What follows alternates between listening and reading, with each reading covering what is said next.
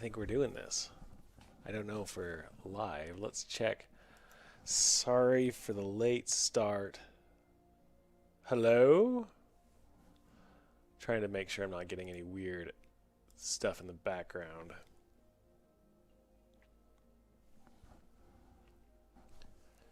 Let's see.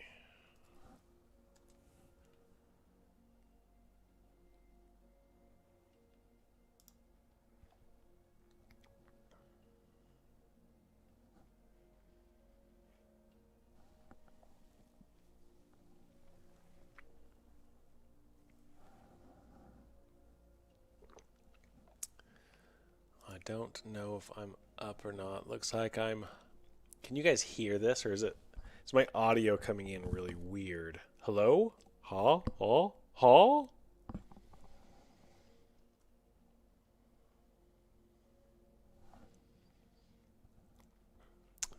I think my audio is coming in a little weird. I'm going to disconnect for a second and then jump back on.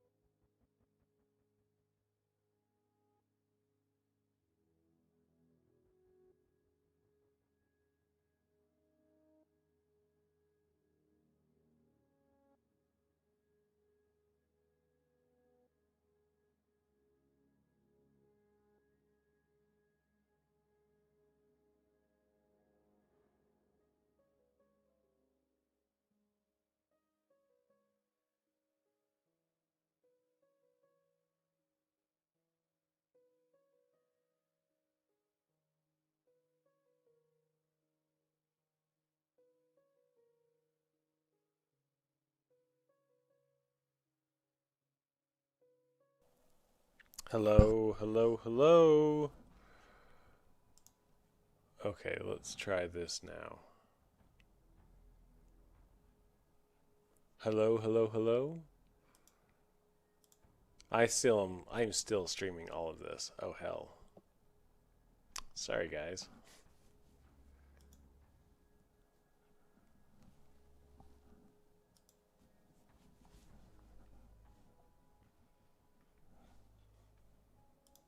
Get to see all my settings.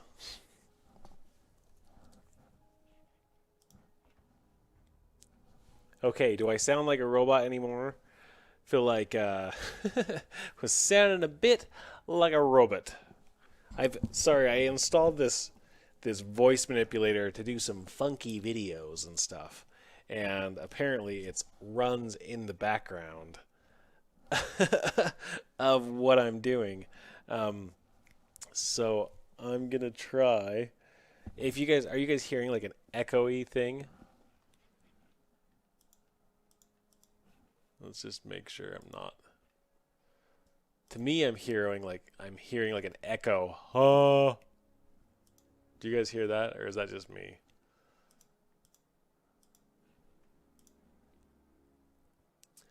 I need some bass. Okay, yeah. No robot. How many people do I have there? Does it sound echoey to you guys? No, it doesn't sound echoey. Okay. Then maybe it's just me. I'm going to turn off. Oh, that's what it is. I'm hearing myself on this thing. Okay, let me just try to quickly fix that.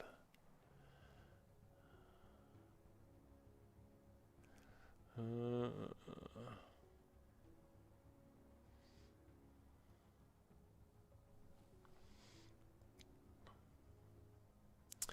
is my custom UI available to? Okay, so I've been planning to make it available to download like for a long time.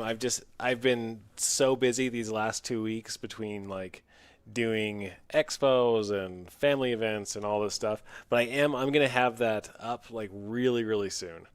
Okay, so no echoes. It's not from my speakers. It's actually I've got a video card and it's playing like a fraction of a second delayed audio into me. It's you guys can't hear it. It's just me. Let's see. Let's see. Can you hear me now? No, that's not it. That's not it.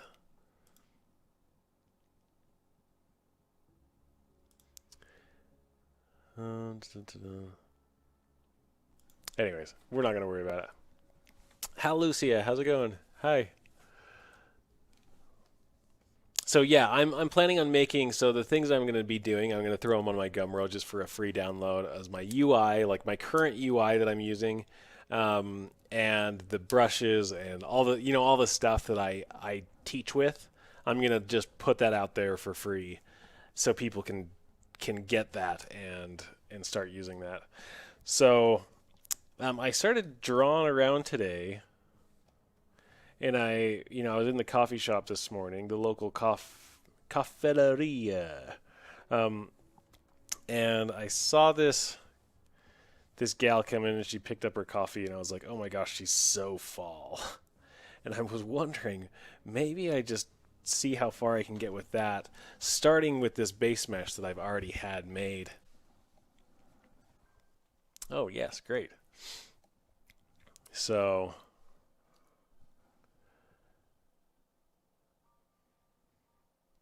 heaps of feedback. What's the heaps of feedback mean? Does that mean that you're getting a lot of echo? Sorry, you can't. Sorry, Matt, can't understand you. Can you not hear me?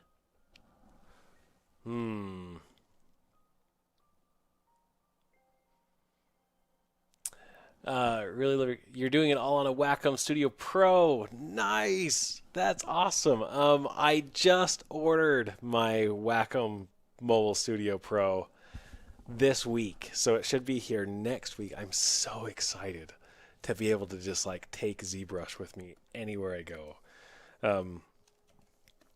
So, well, this is going to be some fun testing to see how I can just mush this guy around a little bit. So, because this is all just for fun, we're all here just having fun, right? You old man, are you getting some weird feedback? Is that what's going on? No, I am saying everything twice. I'm saying everything twice.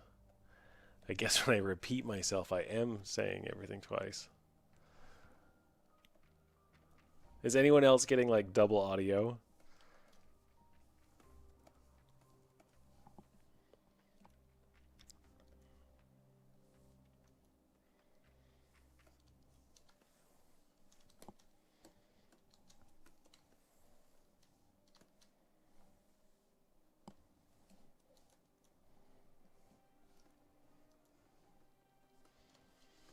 So the things that I don't really do this very often, where I just like start with a high res mesh. You're getting a really bad echo. Let's see. There shouldn't be any echo. Do you have two browsers open? I don't know if anyone else is getting this but you. I'm going to check the YouTube feed of this if I can find it. I actually have no idea how to find my YouTube stream. Let's look up Pixel Logic, I guess. They would know.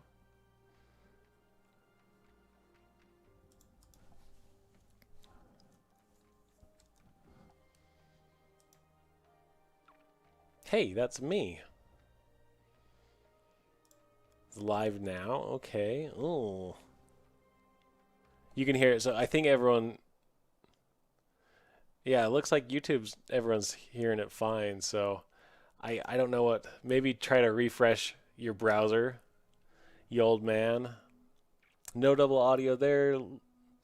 Hey, Lucy. Hey, Lucy. Okay, well, I'm just going to keep going on this. We're just going to have a good time. Oh no, wait.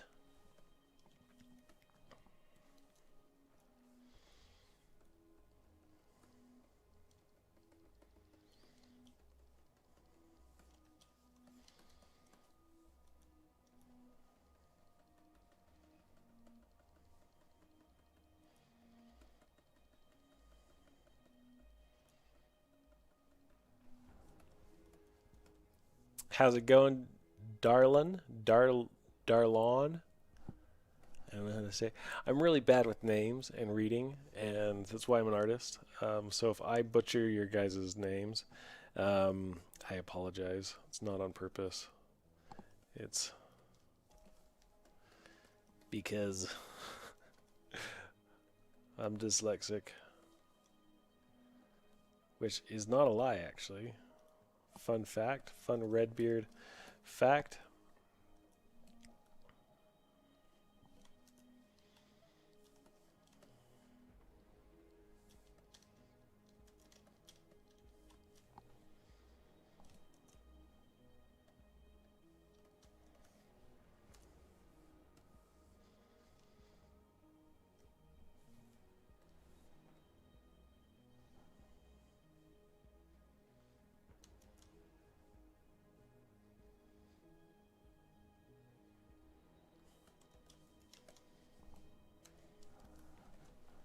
Oh, everything sounds fine.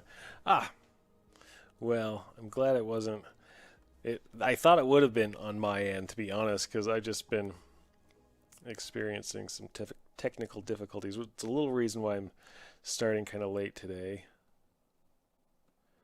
Was just running into some technical difficulties. So I'm just going to focus on the head, so we're not going to see the body for a bit. We'll get the head in a decent spot, and then we'll kind of move on.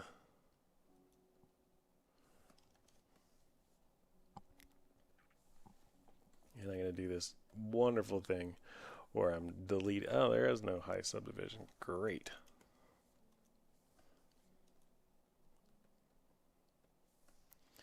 So every now and then, now primarily I'd like to just make everything from scratch when I'm doing a new character. There's really only a handful of times that I prefer doing it this way, where I'm starting with a base mesh. This one, I just felt like I was in the mood to try to maybe sculpt this gal, because it was kind of a fun concept today.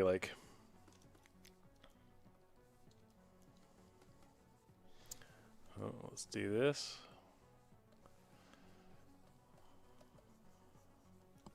I just thought it would be a fun experiment, see how far I can get. She's a fairly simple character.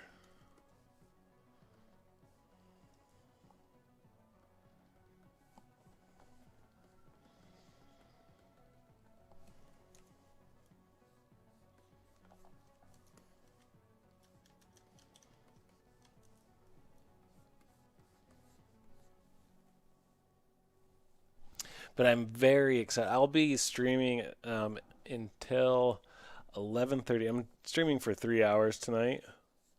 I just started, so I'll stream until about 11:30 my Mountain Standard Time. I don't know where everyone is, but it will be full a bit.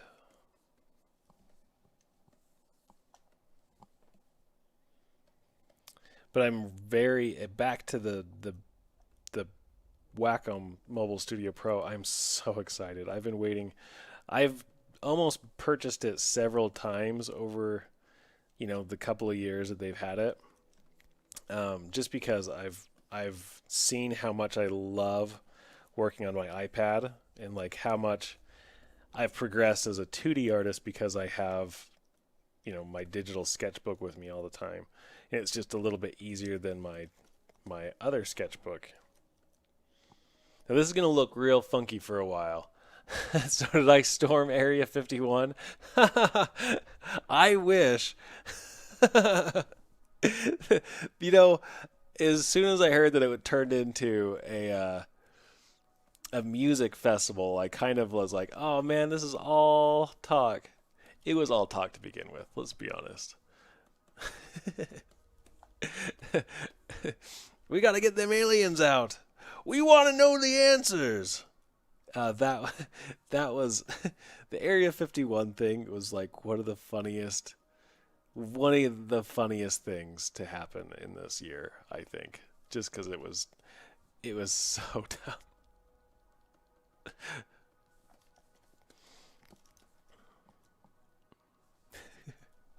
I should have gone though. Oh man, if I were if I had no obligations, like no family, no job, I would have been there in a heartbeat. Boom, just would have been there. Um, I don't know. It sounded kind of dumb. Like you're not going to get in with a billion people. You're going to get in with a team of 8 to 11 skilled um, thieves, just like they would do in the movies.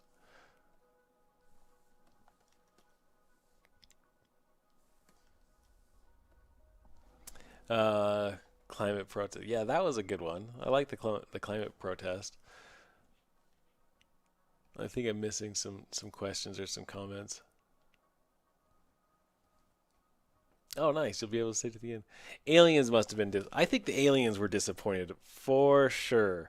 They're like, finally, someone's gonna come bust us out, and then like they're like, oh, this is all just so people can get together and dance to techno. Um, and they're like, I'm sure that they've watched E.T. They know what a real alien rescue is like. Because I'm sure they show. I mean, they've got to show the aliens at Area 51 some movies, right? Then that would just be cruel if they didn't.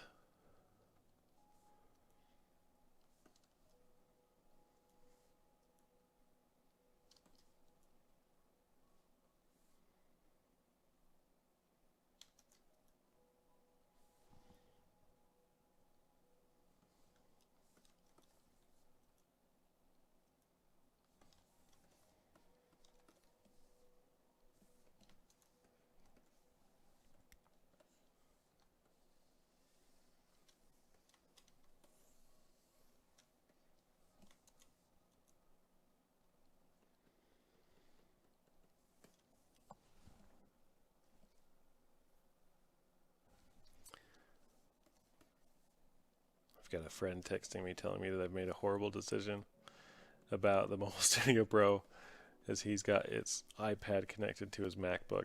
The thing is I don't have a MacBook, and I'm actually fairly comfortable now just being on um, what do you call this thing? A Windows. I actually like it a lot. So I think it would be hard to go back, especially when that new Mac Pro is the dumbest thing in the world. I mean, there's going to be some very rich hipsters that will buy it, but for that amount of money and that whatever they're doing, oh my gosh, it's just so dumb. And then the stand, this the whatever the Cine their computer monitor that's what is it, $5,000 itself, and then the stand is $1,000. Oh my goodness. Maybe they sent some mental thoughts just to some of us. Pass it. Yeah. Oh, the aliens love Flubber. I mean, who doesn't love Flubber? But like the original Flubber, not the. I mean, I'm sure they like the remake too. The remake was fine. This is getting a little too squished.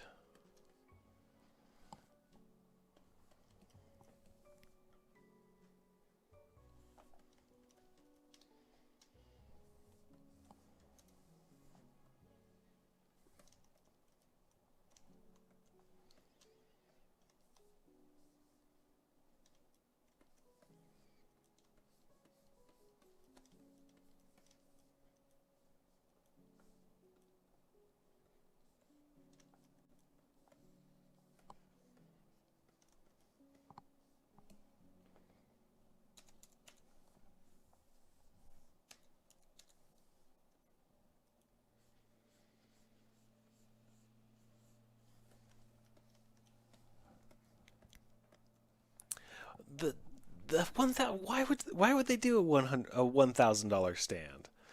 And like, what purpose? Yeah, it's a cool stand, whatever. Don't sell it separately for one. Lump it into the price of the already $5,000 monitor.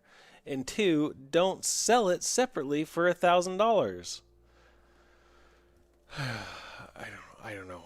I don't know what to do about that. But if I hadn't already like invested just thousands upon thousands of dollars into like the iTunes system and apps and things like that, I'd probably switch phones as well. But they've got me on my phone. I don't think I could ever switch. Which I like their phones. I think their phones are fine, but they're expensive, and I'm not one of the guys that like upgrades every time a new phone comes out. So I'll like get a new phone and that'll last me until it dies.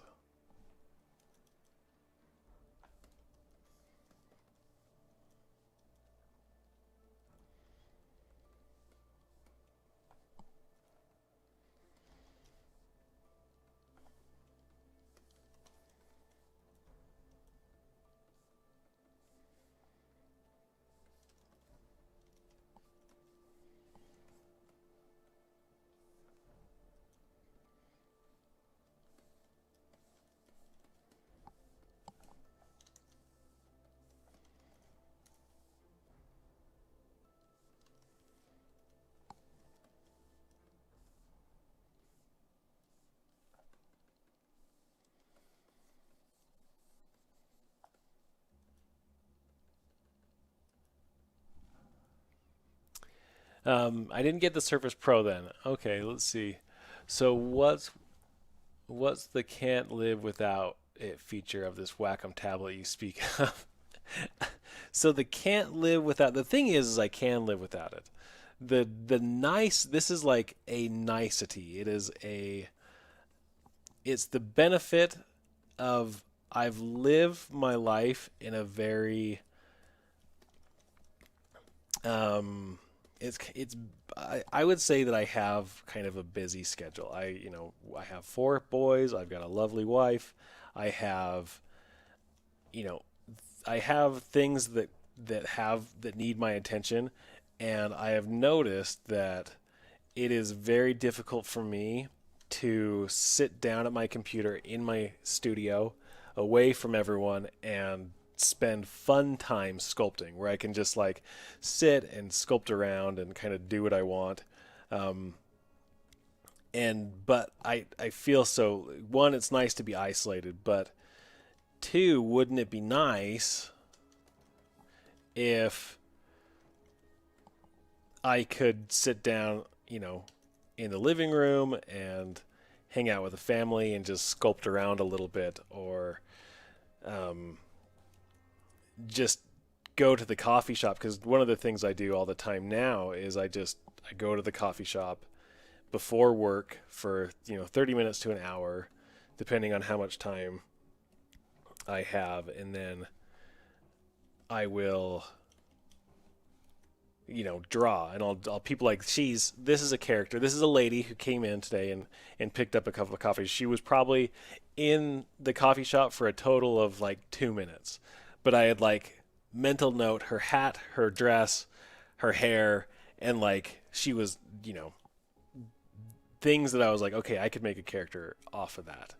And so I sat down and I drew her for 30 minutes this morning.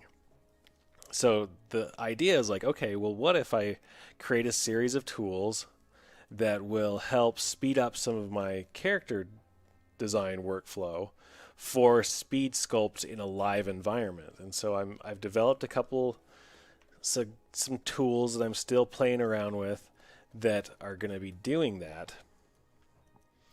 And then I can have, my full tablet sculpting away and just be very excited. Like, I don't know, it's a big test to see if like, one, ZBrush is very My workflow, I should say, for ZBrush is very hotkey heavy.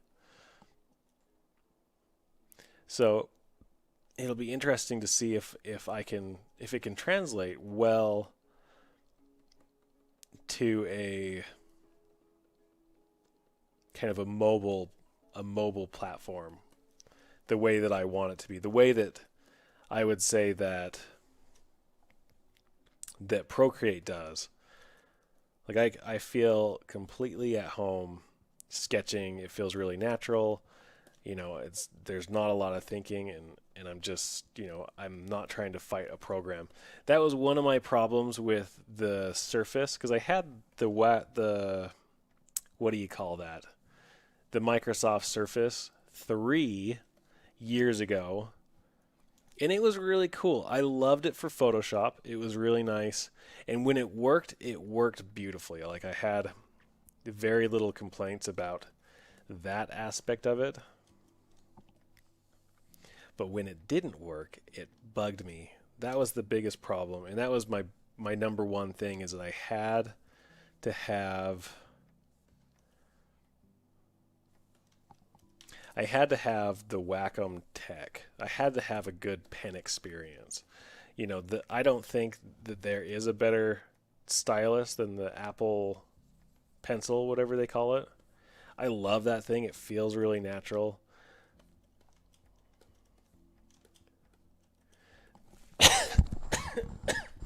Excuse me.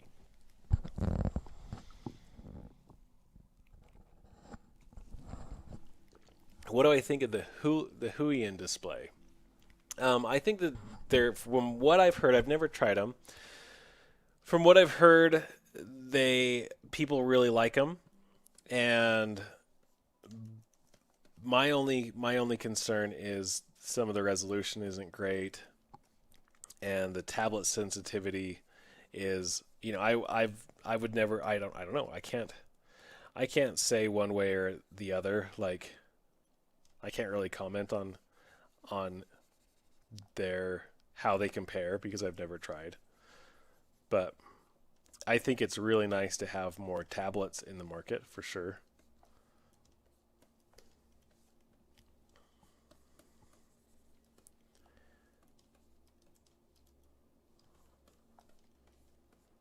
So I don't know if that answers any questions or not, but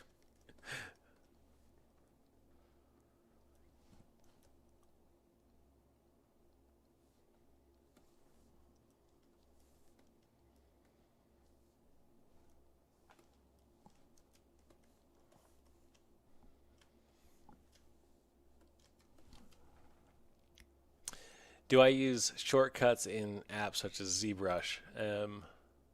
Can you have an on-screen keyboard on a Wacom? You can, because they're all like, the Wacom is all touchscreen. Though I don't love the touch screens experience. Like, it's always seemed a little like it's just not quite there, and it's whether it's Windows or it's whatever application it's in.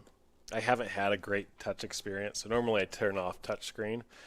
But with this tablet thing, this Wacom Mobile Studio Pro, there's a really cool developer, and I believe it's Justin, or Tablet Pro, or Justin Tools or something. And he's created some really cool stuff with these floating hotkeys that you can have, like floating buttons that you can program that work.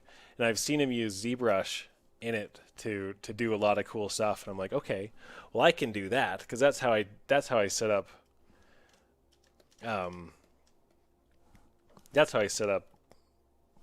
Photoshop all those years ago to work so well. Was I just had these floating hotkeys with this like Justin's Tools.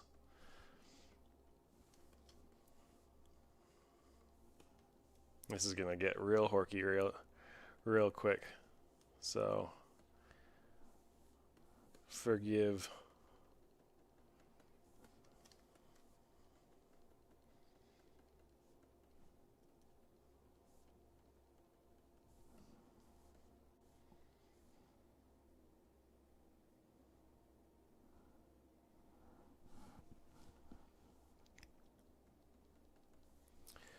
But the idea is to create, take some time to set up my floating hotkeys that I can work without a keyboard. And if I could do that, if I can work without a keyboard and just go someplace with my tablet, then like that's the dream right there. That, and I wish I could do that with the iPad, but it's just not. It just isn't. You can't. I mean, you could do the mirror screen from a computer, but I just don't want to carry so much stuff. It kind of loses the portability when you do that.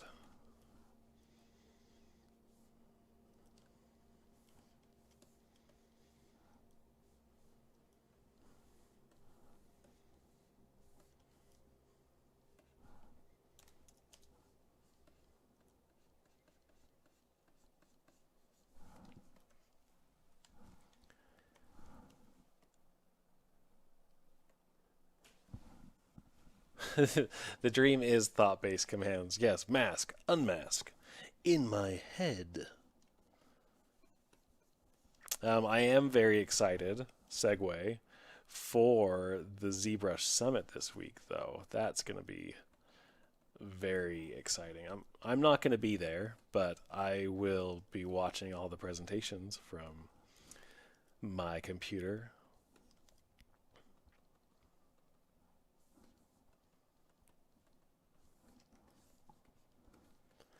Again, this is just going to be horky for a little bit. We're going to be okay with how horky it's going to look.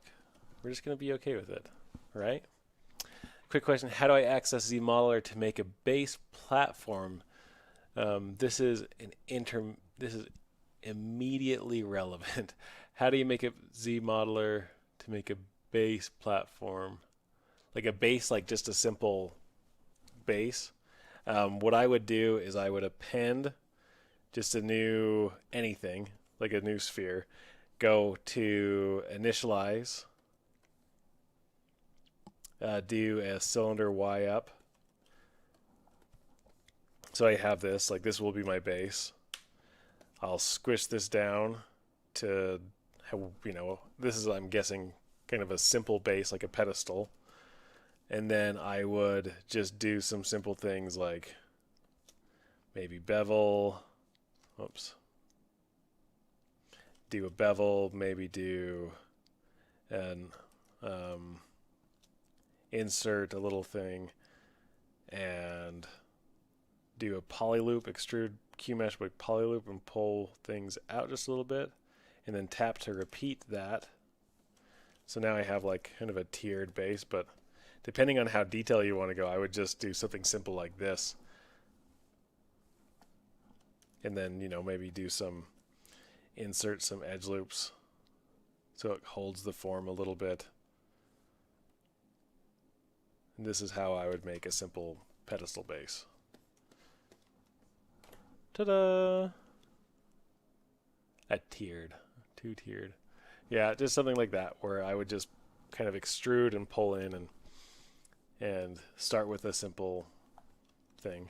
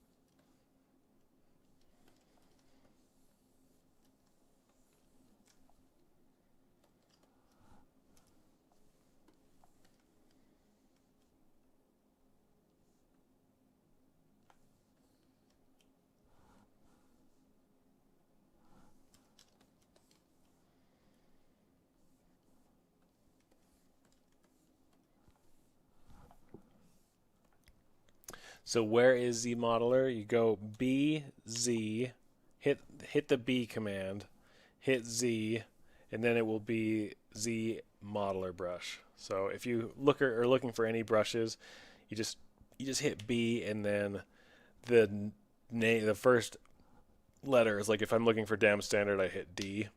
And there are my dam standards. If I hit um, R, my Redbeard brushes come up. You know, I know that's how to find brushes really quickly.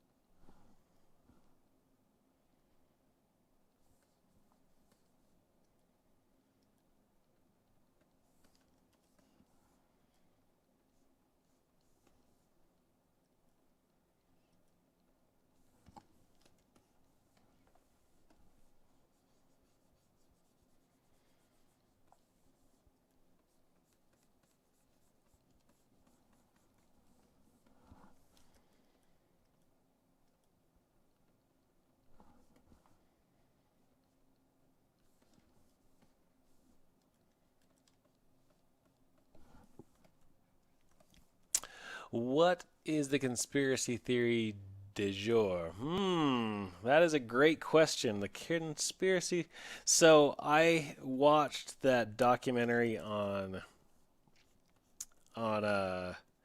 Netflix, The Family. Like I binged that in like one session where like if anyone has seen um if anyone's seen it, I'll try not to spoil it too much, but it's on Netflix, and it was really good and also like completely sad. So I would say that I'm a religious man. Like I believe in God and I believe in um, a deity, if you will, but also I don't believe that people are bad for not. Um, and this is kind of a documentary of like showing how people have used religion in politics to gain power.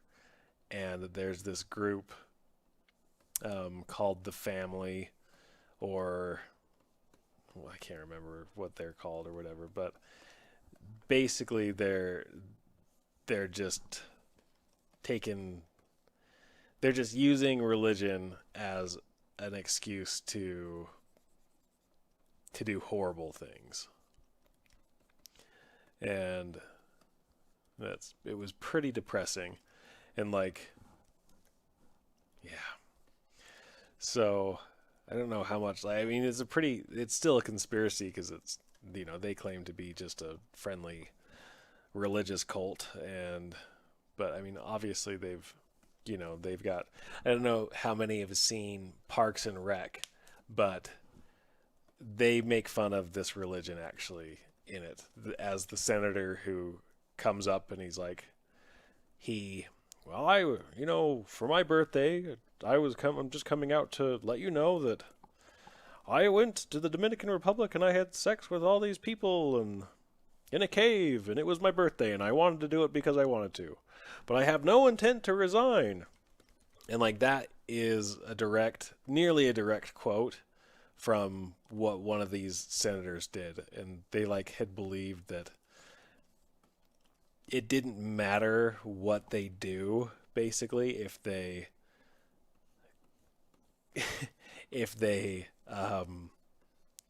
come forward and confess, but they're still chosen to be in power because that's what the Almighty wants, which is just dumb. I don't know. Okay, we're gonna mess around with this face just a little bit more and then start getting the body proportions. I used to be a character artist in conspiracies, not myself. Yes, Fogman. That conspiracies entertainment deluxe, yes.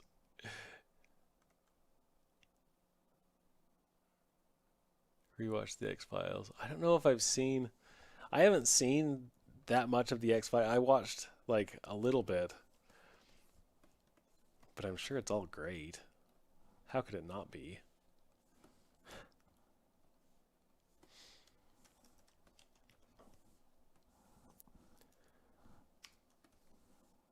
No, I really wanted something cool to happen out of this Area 51 thing. Like something to happen, which, whatever it is, just to be something cool. And it just wasn't going to happen. Not with Area 51 as much. Okay, let's call that face okay. This is still a work in progress.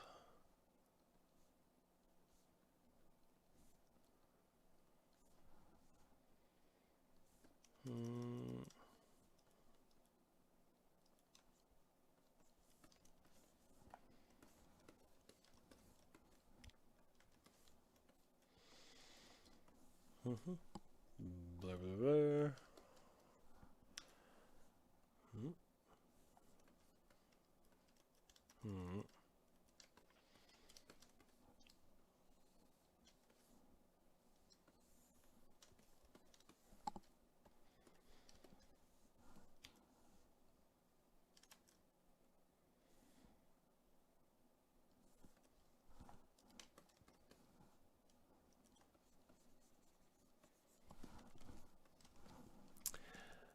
Matt Sensei, when is your drawing video coming out? Soon, Daniel!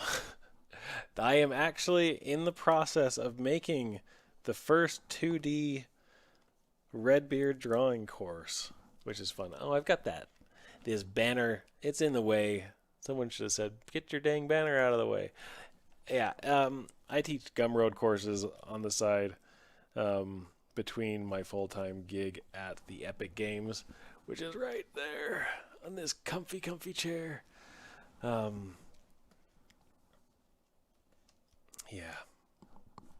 that's all I got for you. But yes, the drawing video is coming. It is something that I've wanted to do for a while, but just haven't felt. I wanted to do it right. I didn't want to just like throw out some crap, because that's so. I wanted to feel confident in what I was going to teach, and now I feel like I have a good plan for how I want to teach this. So yes, it is coming. It I don't know if it's going to take as long as my 3D tutorials. I'm hoping that it doesn't, but we will see. Okay, so now this is always more fun when things are split up.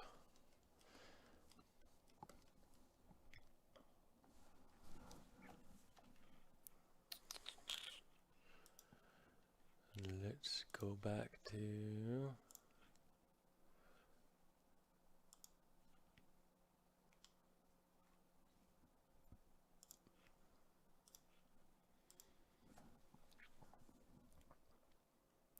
Can I come up with a theory involving pizza, laxatives, surfing, and moon landing on the spot? Oh man. Well, the pizza one is depressing because it relates to like a child sex ring. Like, do you remember that one? That was a big thing that like there's all these Washington elites or whatever were said to go to this pizza parlor and have this special menu, and it was just like all a front. I think that was all BS. I mean, I'm hoping it was. Let's just hope that it was.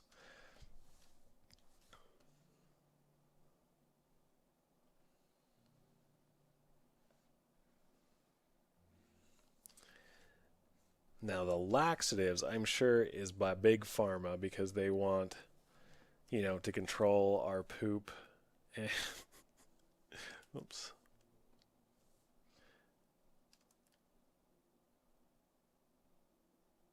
Just trying to get a little bit of thickness here.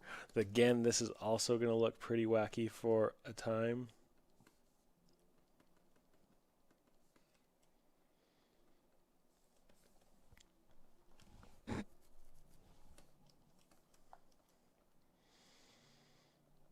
Is I'm going to kind of redefine some of these areas and kind of change a lot of these proportions.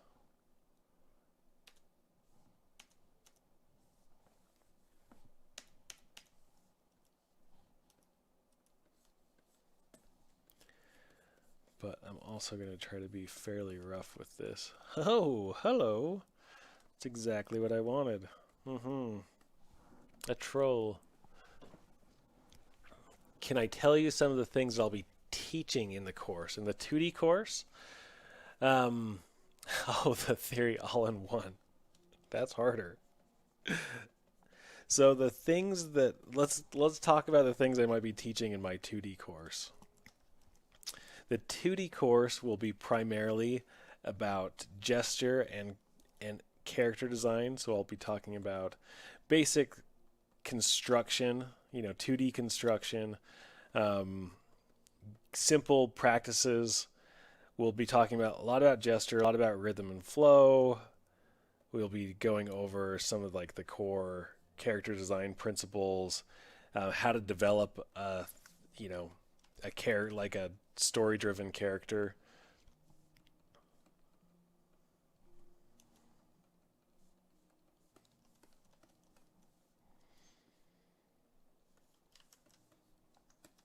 Now this might be a little bit difficult to get this geometry the way I want, because he doesn't really have a chest. So we might just append that in later, but we'll sculpt something out.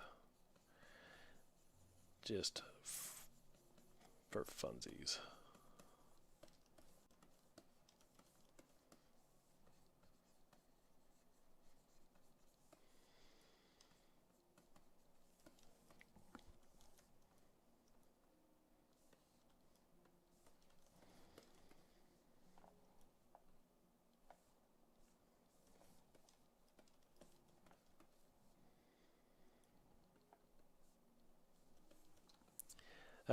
It will be primarily, I think I'm going to be doing 2 sets of courses. One will be more female character design, one will be more male character design, because I treat them, they're very much the same, but they do have very different tendencies. I will be going over a little bit of anatomy as well, more like foundational purposes of anatomy, like landmarks, drawing, perspective, all character derived too.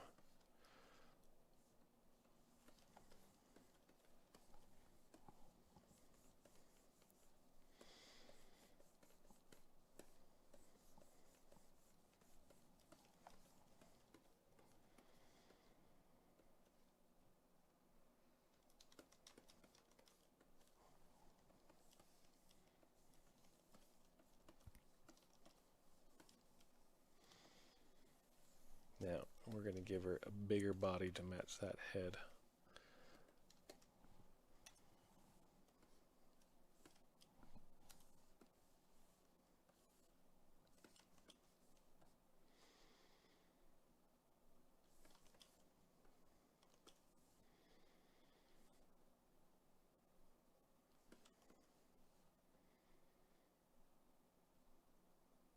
Get the proportions right, and then we'll fix that.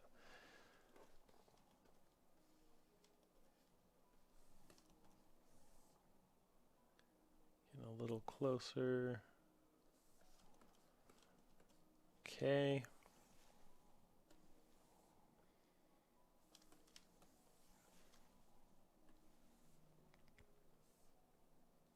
So I hope that will be enough. Big Pharma wants to push the meds through your system faster, so they won't need so that you'll need up your dose, so you can tell the ones that are focused on this by causing constipation. There you go. Nice.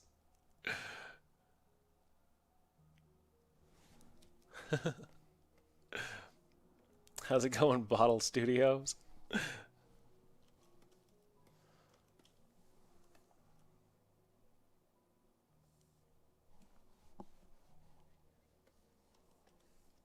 Oops. So this has been, oh boy. This has been fun just to like kind of not treat anything sacred. This is all, you know,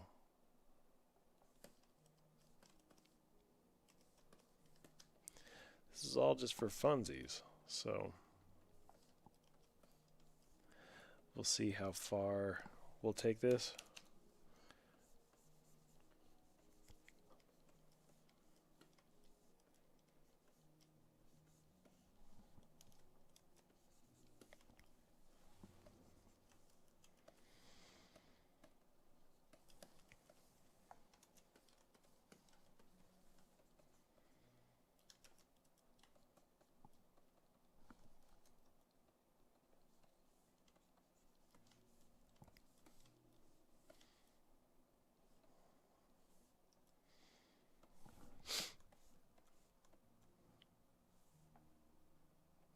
Do I know how the Pokemon Voltorb is born?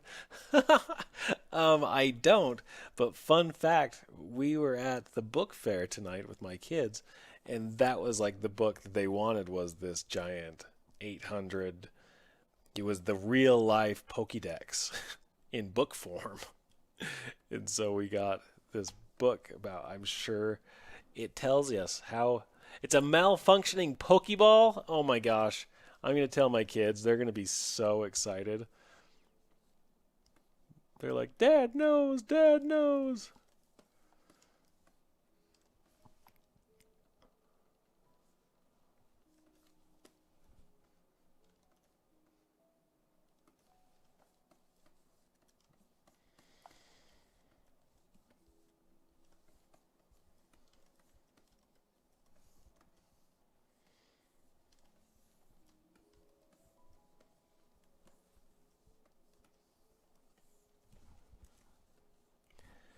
I'm going to do some little edits here to these fingers to make them a little bit more feminine.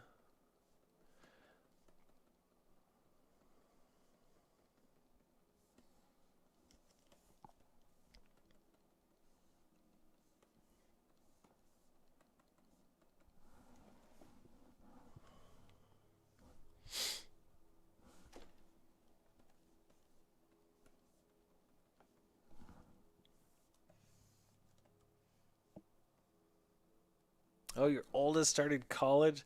That's in a whole new world. Like, that is a whole other life from where I am. I am just starting. We've got my oldest is in second grade.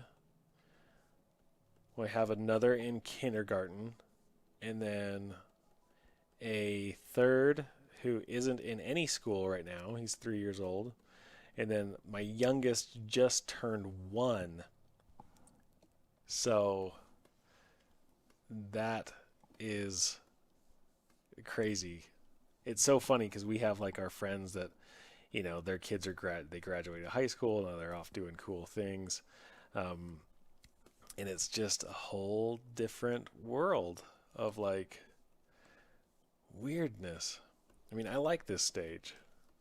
This is a fun. This has been a fun stage of young kids who they like you. They're also it's also extremely frustrating this stage of life because the the kids just want you to be their best friend, which is great. I love playing with my kids, but they also I just want them to go to bed too.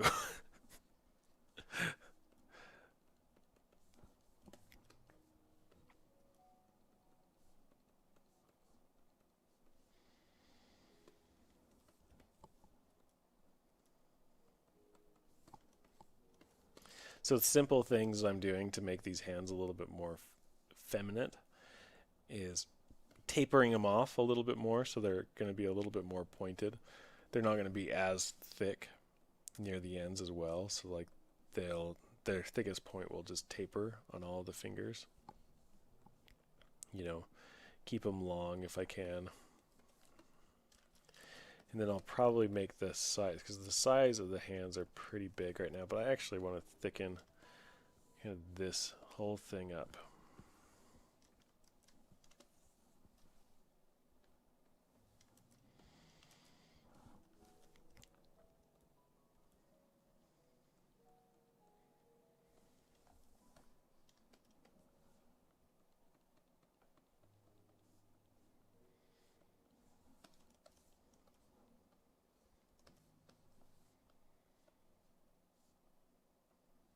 Just find those natural rhythms again that were kind of lost in some of this. Like I want her to feel just a little bit more muscular, thick.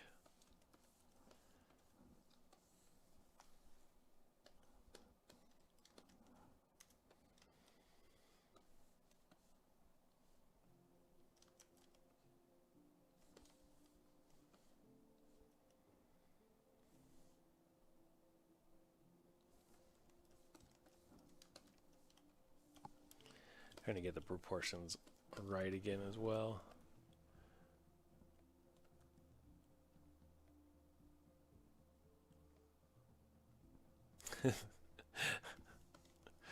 That is a whole other world too. Trying to get the kids to go to bed when they're 15. Oh, that actually terrifies me. Like this stage is less terrifying because I know where my kids are most of the time. Like, yeah, they're at their friend's house some of the times, but like when they can get mobile and they can drive somewhere, I mean, I was a pretty decent kid. Like, I didn't, light things on fire. I mean, I lit a few things on fire, but not big things. I lit small things on fire. But we didn't do drugs. We didn't, me and my friends, when I say we didn't do drugs. We didn't do crazy things. And I was still kind of I was still kind of a rebel, even. I was a jerk, to my parents, even still. Like, oh man, is that going to happen? Is my little boy going to not like me one day? He's going to call me the man, and he's going to be like, "You're the man, man." And then say, "I'm never going to come home." And then he comes home because he's hungry. But that's a terrifying thought.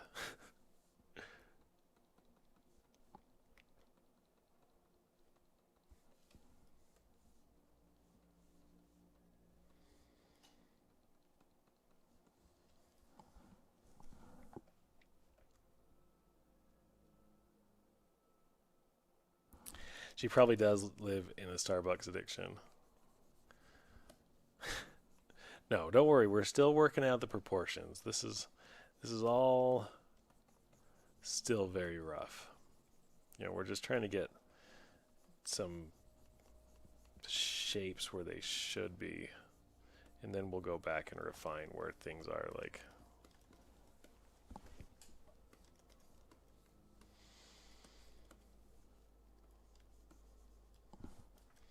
And I also don't know how much I want to get into the anatomy on this, as it's a pretty simple character who's mostly covered up.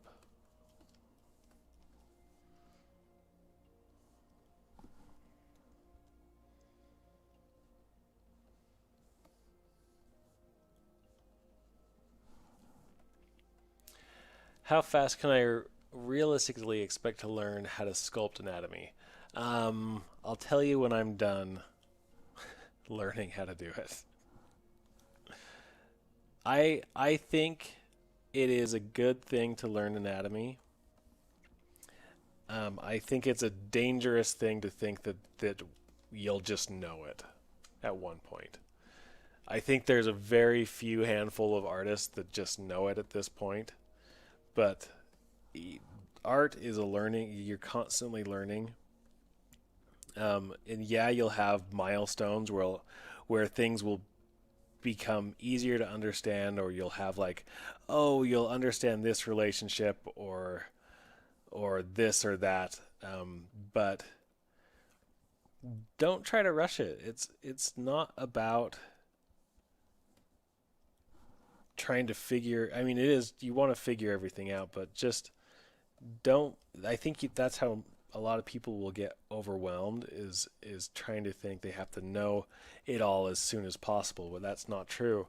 I mean, I study anatomy all the time, and I I can't tell you most of the muscles still.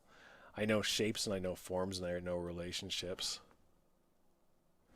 Um, but I'm not Ryan Kingsland, who he is one of the few who knows anatomy inside and out, um, to a point that it's like almost he speaks a whole nother language of just anatomy.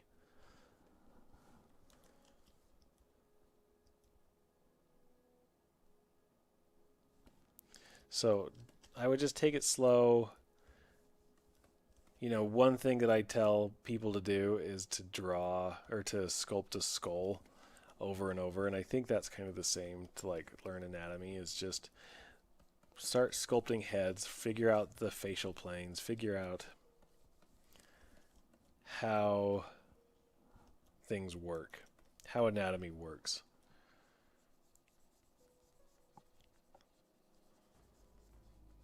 But it's use references. I use references all the time still.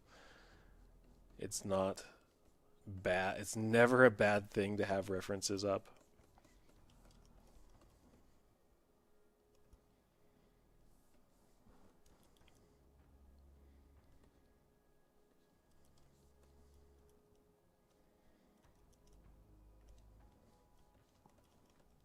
Oh man, I just had like a thought of the sculpt off coming out. So the sculpt off I believe is tomorrow, right? I mean, can you visualize people's skulls? Yeah.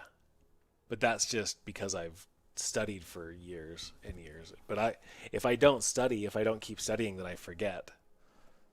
So again, it's not about knowing it, it's about continuing to understand it, right? You got here late. Did you use a base mesh for the body? Yeah. So this started as this kid, and now we are here.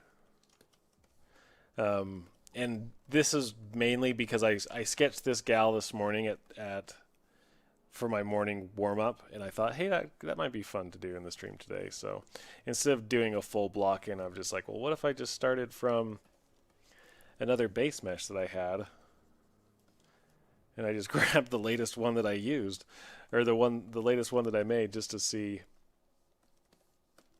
how I would like it, how it felt.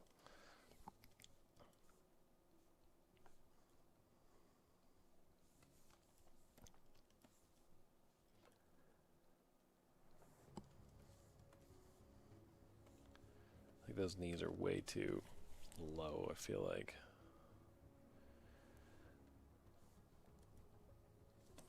So a lot of the things that will help you is like you'll see that I've been working on this for how long? About an hour. I've been working on this base mesh for about an hour. I have not jumped up in subdivisions. There are no subdivisions to this, and this is all because I want to get all these like. If you go into solo mode, see how warbly these things are. I want to fix that before I start subdividing up. I want to get my proportions where they need to go. I want to figure out, some of the bigger things. Kind of plot in where the muscles land. Figure out my angles. This is way too undefined. I want the hourglass shape. So this is like the hourglass shape. I want that more or less.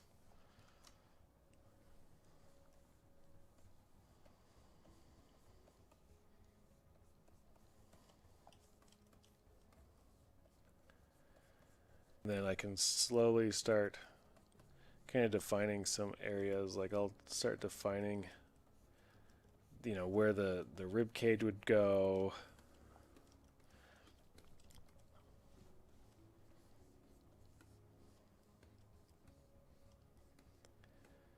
You know, and then kind of defining, you know, there's this circular muscle where the hip meets.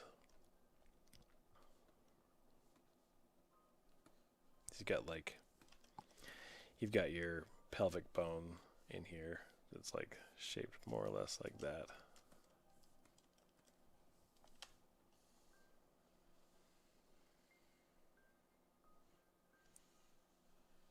You know, just trying to plot out like, okay, where is this? How is this rib cage going to look inside here? You know. So knowing anatomy, or at least trying to understand it, will just help kind of fill in these ideas of what we're trying to do, right?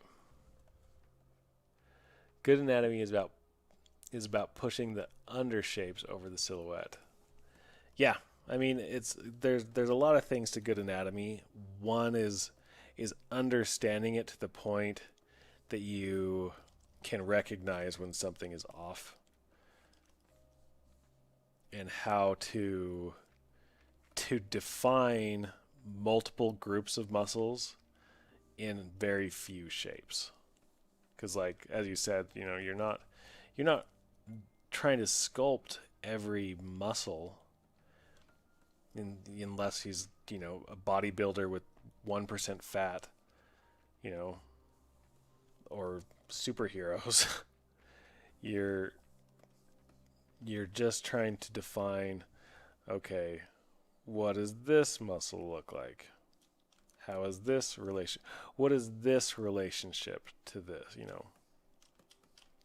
How does the collarbone wrap around to the scapula, right? Like, these are some things, you know, you have this shape right there, and, you know, how's the shoulder, where does this shoulder muscle terminate, you know? And it's about 1/3 in the back. So how do I do that with just silhouette?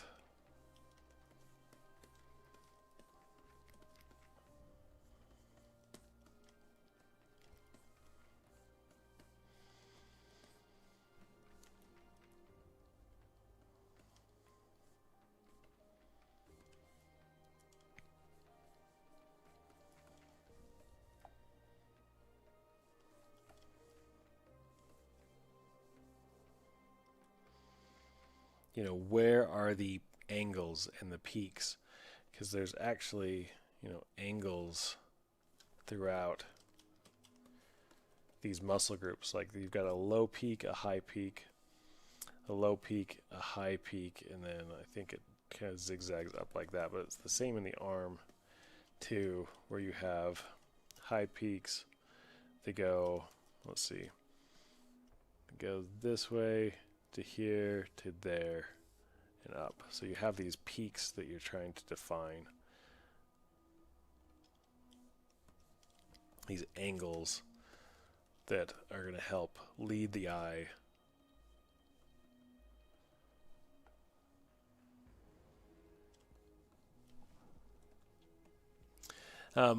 Your biggest problem is I try to beat the process and try to move too quickly. Yeah, I think that is most people's early falling points. Like, overall, like when people say what are the biggest pitfalls that you see for new people getting into ZBrush or sculpting, is that they're trying to push the detail too quickly, and they're leaving out kind of the core foundations. Like, there's a great artist, Frank Zing, and he did this really wonderful tutorial on Gumroad about, you know, capturing a likeness. And the majority of his 20-hour tutorial or something is done sub 100,000 polys for this character likeness, which is insane because he does an insane amount of likeness detail, but he doesn't get into that until the very, very end. And he almost does very little sculpting because he spends a good amount of time figuring out these shapes and these anatomy problems, at this stage when everything's really low and kind of malleable,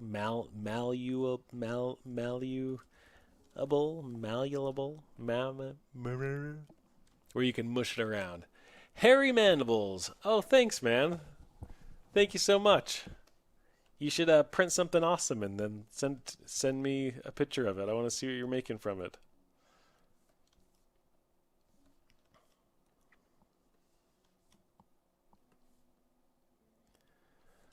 So getting this shape and understanding where that shape comes from, understanding you've got the sternum that's kind of poking out here sometimes. Sometimes with girls that are fit, it will actually, the muscles will kind of overlap the rib cage a little bit, but you'll still get the ninth, what is this, the 8th rib cage right here that kind of pokes out just a little bit. Muscles that go over here, and then this is the belly button, and kind of almost, it's not something that I want to really dive into this time, as I just wanted to see how far we could get. Let's see what time it is. I'm going to give myself 7 more minutes, and then I'm going to start refining maybe this look a little bit more. Because I'm newer to ZBrush and love it, I am a Maya guy trying to make myself slow down. I'm starting to learn that it bites me in the back. Yeah, if you don't down the road. Make an iPad Pro version of ZBrush. I have sent several messages to Joseph Drust lovingly saying, if you are ever going to do, you should do 100% you should do a ZBrush version for the iPad. 100%. And 2, you should let me test it. Because I've tested a lot of apps, art apps on the iPad, and I know what I like and I know what I don't like, and I would love that. If that could happen, then I would never feel the need to get the iPad or the Mobile Studio Pro. What is it called?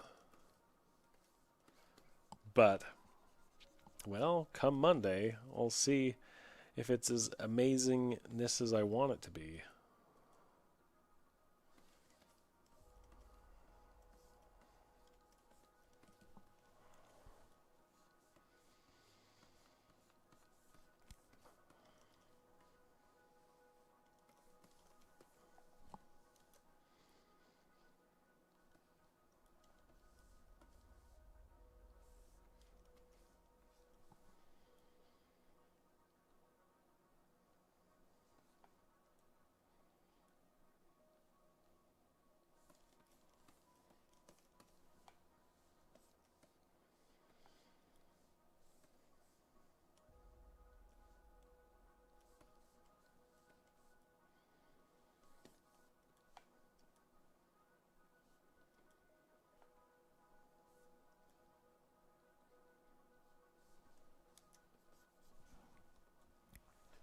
Have I tried Forge? I have.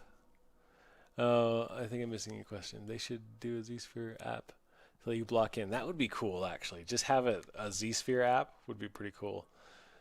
I'm trying to see if I can see that question. Where is my mouse? There you are. A web version of ZBrush would be better. I don't see that happening with how much power ZBrush needs. Have I ever tried Forger? And yes, I have. I really don't like it. It seems unintuitive with, especially with like pushing and pulling shapes. Like that's something that I do a lot is I am constantly sculpting and then pushing in and then sculpting out, or I'm also constantly rotating. And I mean, you guys have seen I'm constantly moving this thing. And one thing that was like a deal breaker is like I couldn't do this where I'm sculpting and then pushing in, and it would do like it would get stuck in one or the other, and I would just like throw my rhythm off. I'm sure if I spent a lot of time, I could have something, but one, what am I going to use that with? What am I going to use my final sculpt with? Because it's not like I would want to send that to ZBrush or anything else. So I'm kind of anti the Forger brush just because I think it's not well polished.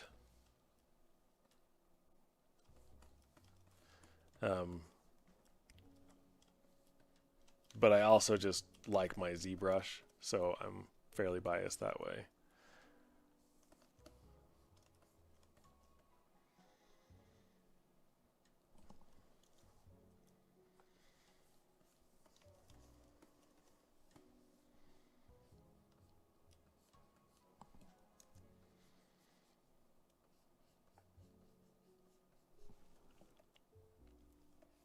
But, more but. Of course, Jimmy. That's all you want. Yeah, how many the amount of times that I've just been sculpting butts or boobs and my wife comes in and it's so fun. It's so funny. Just like, and I've got like this big 32 inch or 30 inch or whatever, 27 inch. It's not that big.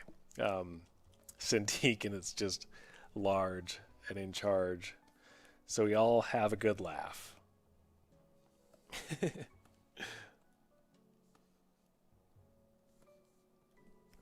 But if you don't have a good butt, then what is this all for?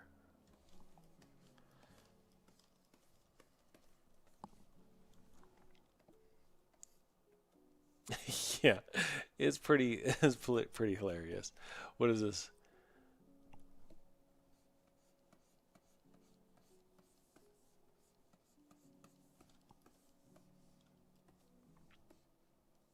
You know, her chest is actually feeling kind of high. I'm going to lower it down just a bit.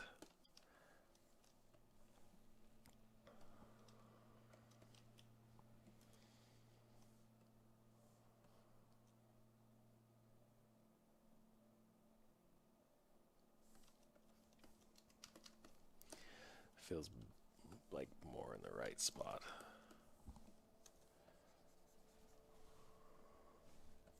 Okay, let's call that okay for where the body is, and then we will take this and maybe start sculpting the face a little bit. I'm going to do a quick, placement for the eyes so we can start seeing her a little bit more. I do a cheat for the eyes, especially at this point.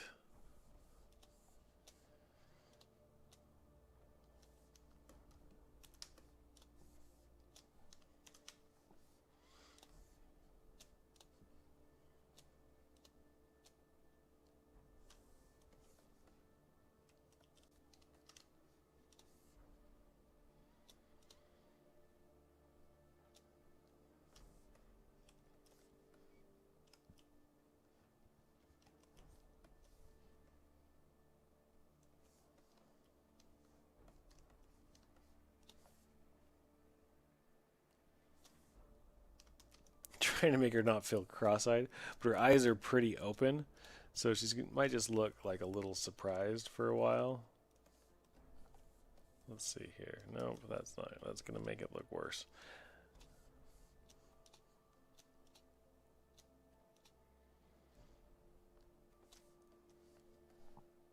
Okay, we can make that work.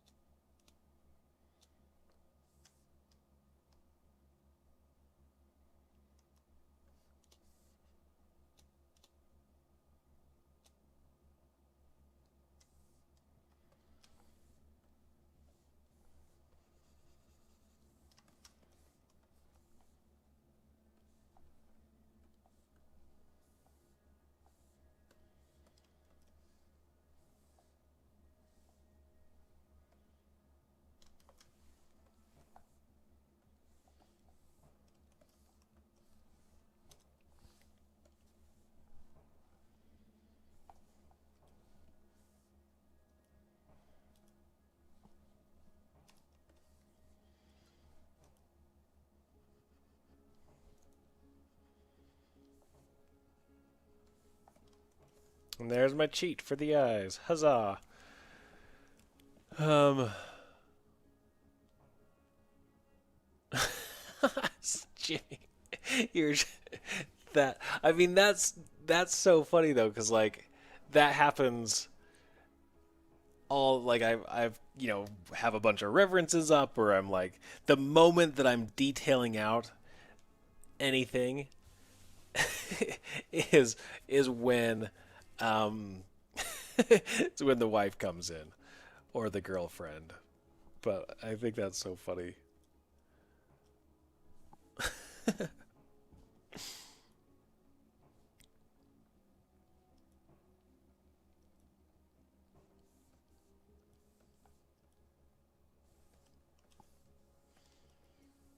Whoops. Will I Dynamesh at some point? What am I? Not anymore. At this point in the process, where I have pretty clean topology for more. I mean, this is not ideal. Let's be honest. But this is mostly really usable, sculptable, easy to manage topology, which isn't going to cause too many issues when I start subdividing it up. So I'm not actually going to Dynamesh anymore. I'm just going to sculpt the high poly from this, and then, if I would ever rig it, it would go down into another program. But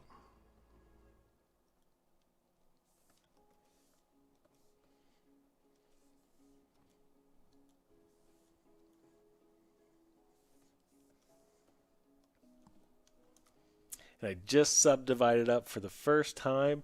This is a great moment for everyone. Actually, I take that back. I'm not doing it. Not subdividing up yet. I'm actually going to tighten some corners with my Z modeler brush around the eyes. And I think that's really the only area that I'm going to want it. Yeah, that's the only area that I'm going to want it, I've decided.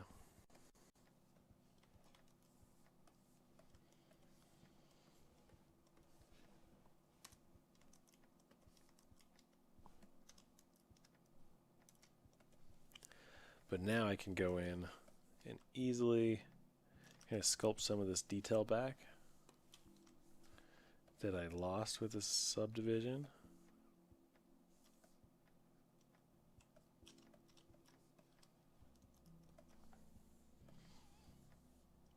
But because I've spent so much time in the low, it's going to be pretty easy to just sculpt in now some added detail.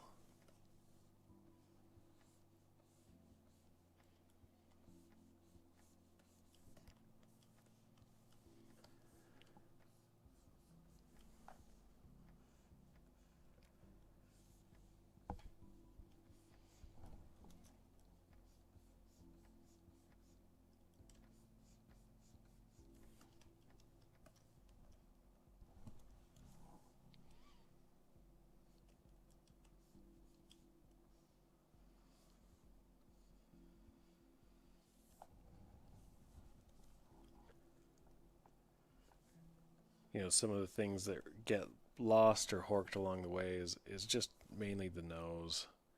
The lips will get a little bit, but the big shapes are still all there, even if you zoom out.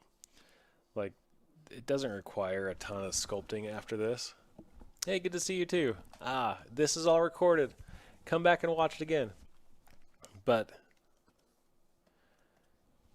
I don't have to do a lot of the heavy lifting anymore. This is kind of now more or less the relaxing part is where I can just kind of refine some of these details.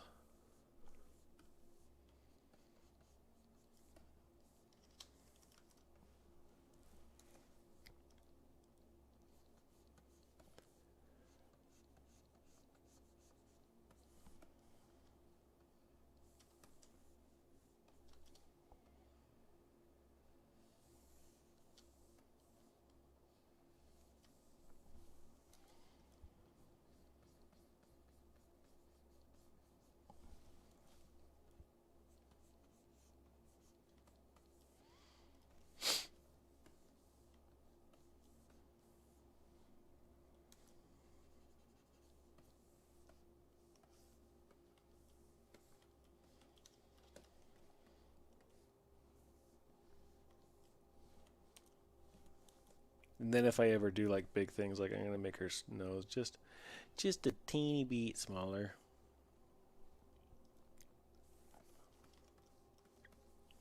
It's easy to do that with lower poly stuff than high poly stuff.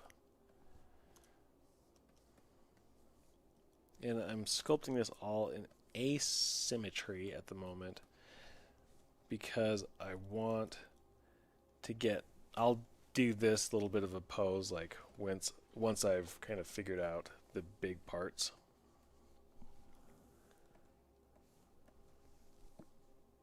The awkwardness.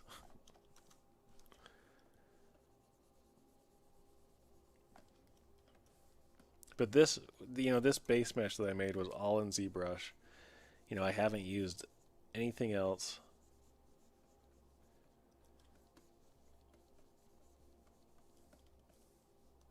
It's just learning how to use ZRemesher really well with polygroups.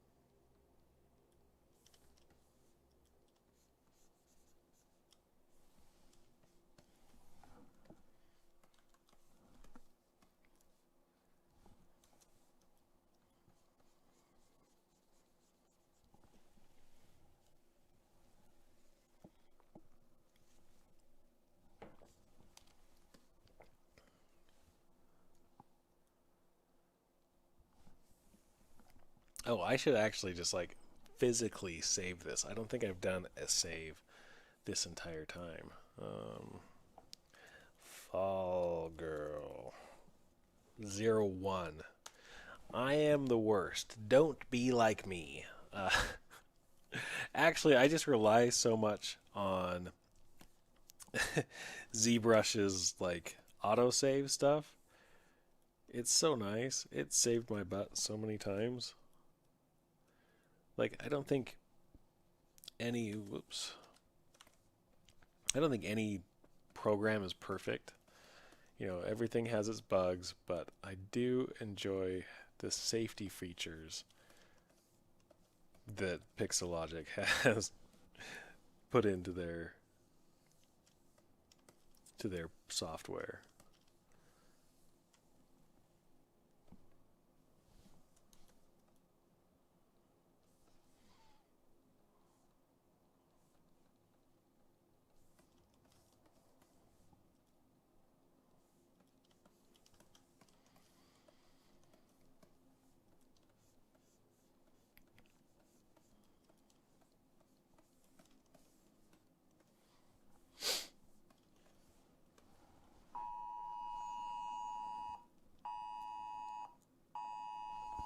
I'm getting an Amber Alert. Sorry.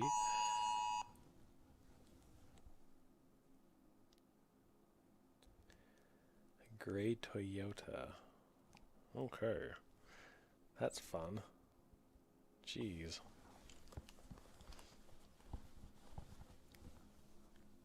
She sure does like a bucket of coffee. Oh yeah, she came in big gulp size. She said, "Fill me up."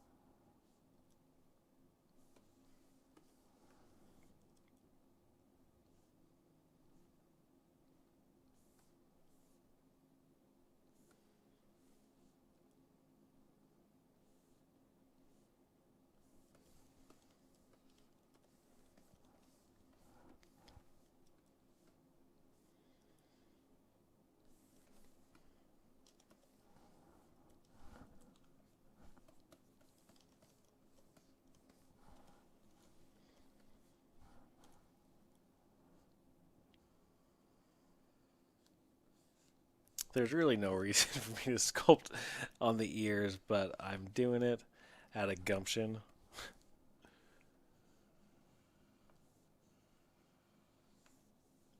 I don't know if I'm the only one to like. I still like to have things look good underneath. Majorly.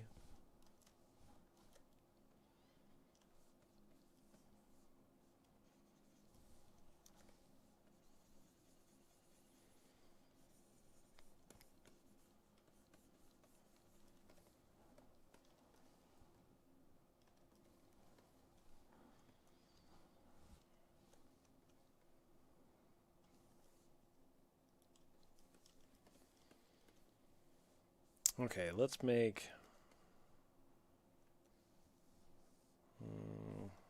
Let's take a little bit more time on this nose here.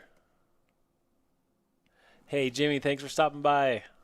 You're the man. Everybody should follow Jimmy. He is a fantastic 3D artist. I don't know how to push you out to people, but you should follow Jimmy.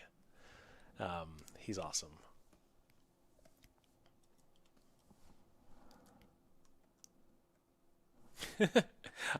It's astounding how much I don't know about like modern technology.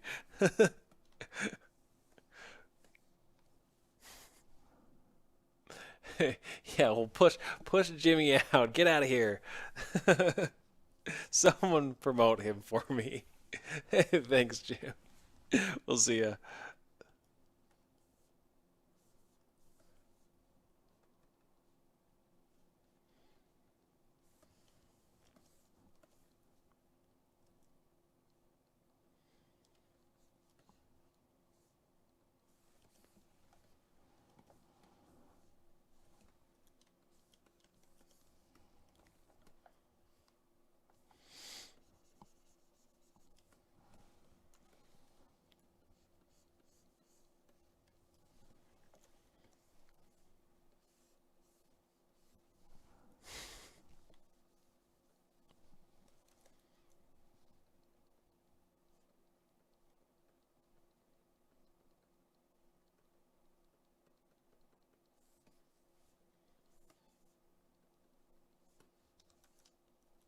Um, I love Halloween. I don't know why I'm talking about this, but I really like. I've always loved Halloween. I think it's probably one of the many reasons that I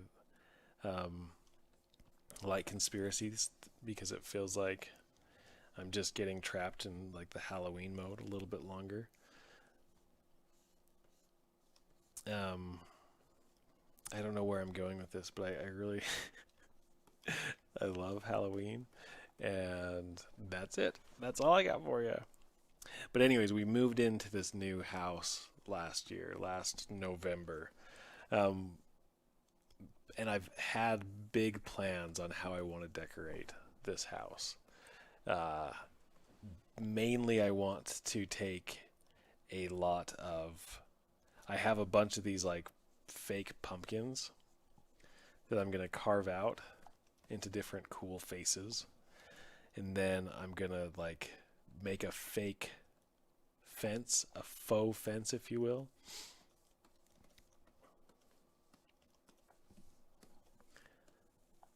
Duplicate this, and then I want to like light all these pumpkins with LED lights, and oh yeah, I can't draw that. This is why I have a duplicate.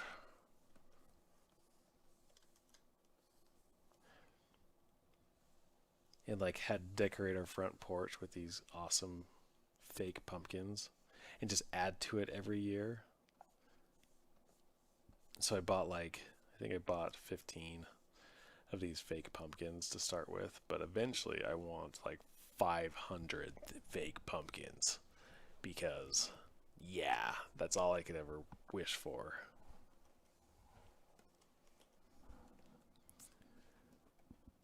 As long as it's not a faux offensive.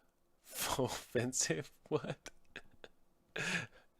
I love Halloween so much. Um, I like horror movies. I've been watching horror movies since mid August, late, probably mid August. I just watched a great one today that is called Evil Twins or something, or Vampire Twins or something. It's an old.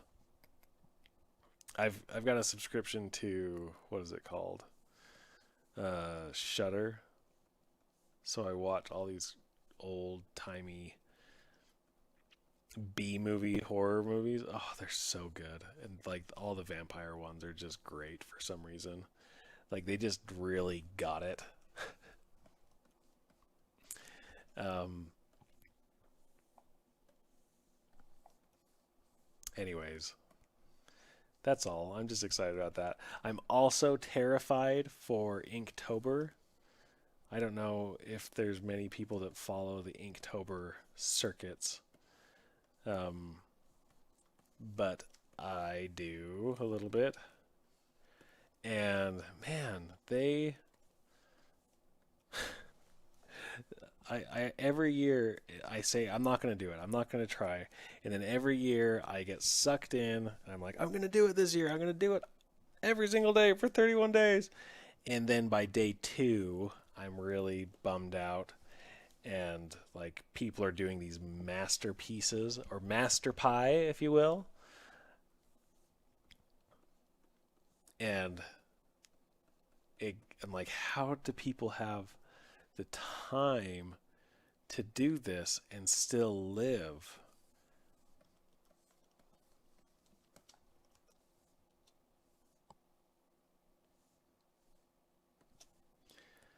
But anyways, I'm still gonna get sucked in. I'm still gonna do it. Well, I'm gonna attempt to do it. I'm making my list right now of things I want. I'm going with just the classic horror movie theme for the entire month. I'm planning it out of like, okay, I like horror movies. I actually, I know a fair, I could draw a bunch of this and it would be fun. Um, but maybe it wouldn't. I don't know. Do people ever have fun doing that? Ooh, someone recommended watch a new French series called Marianne. Oh.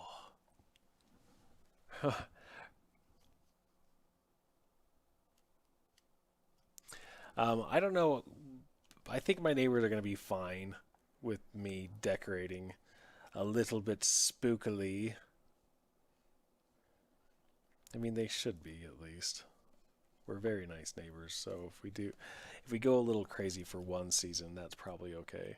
Though I really like good Christmas lights too, so might do that as well.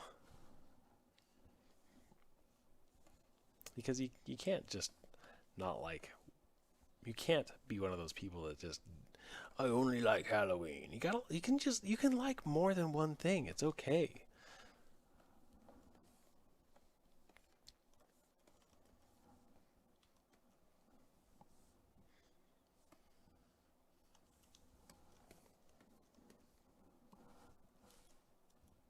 I like more than one thing. And that thing is Christmas and Halloween.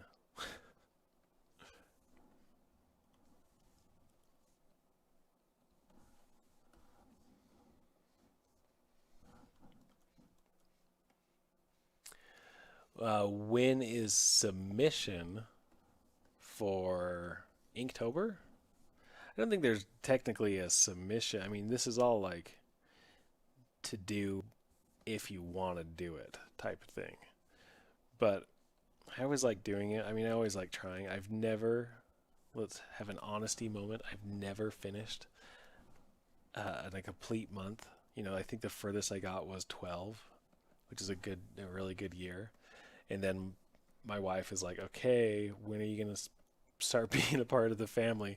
Because like the more you get into it, the more you really want to make things good. And then it just becomes out of hand.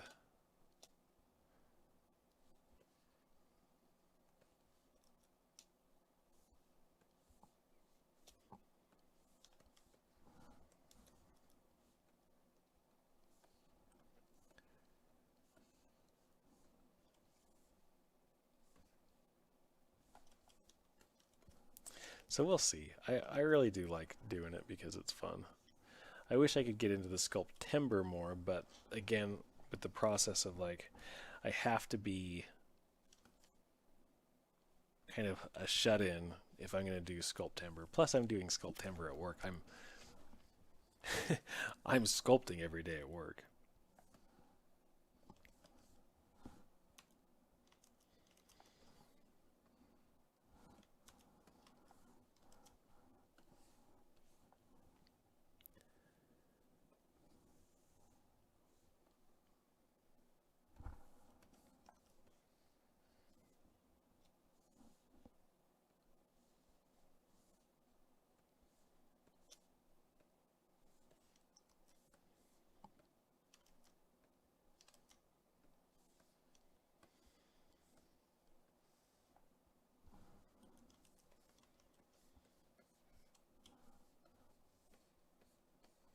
Ah, there we go. People always get cranky about the commercial aspect behind celebrations. That's true.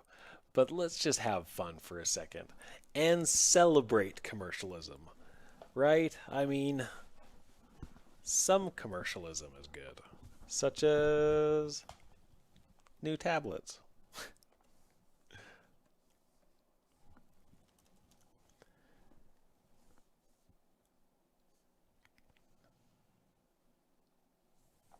Oh, this is the wrong one. I need to jump to this one.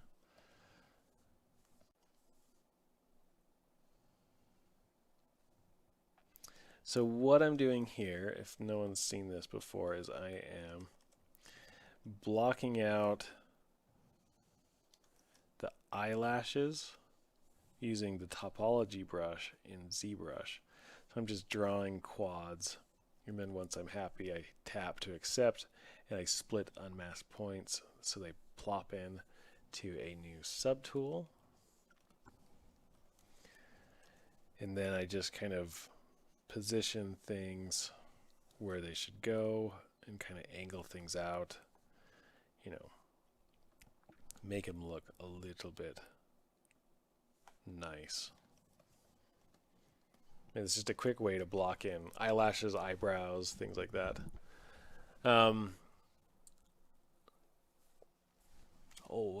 Let's see. Hold on here.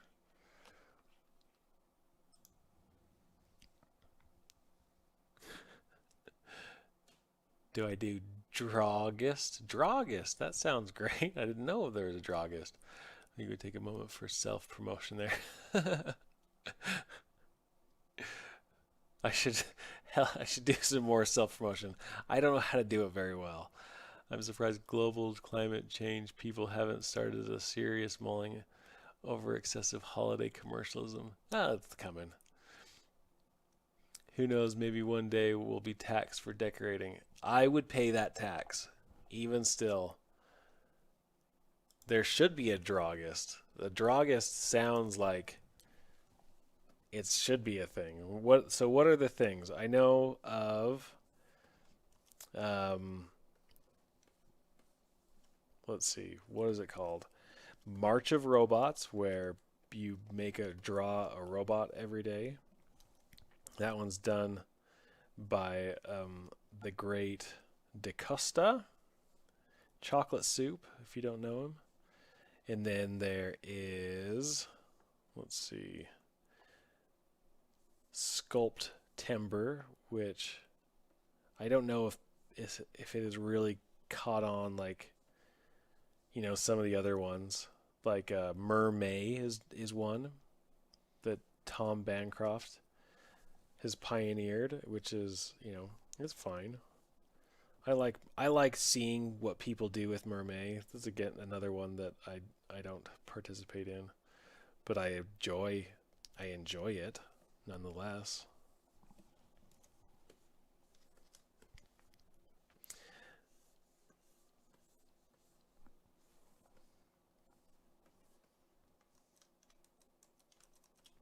And then there's the Inktober. So Dragist, and then there's Movember, which is just grow a mustache. So it's basically just don't do anything in that month, but look like a weirdo. I mean, I can say that because I look like a weirdo. Toon June. These are great. You need to file these to the patent clerk. Toon June, Dragist. We need. What else do we need? We need something.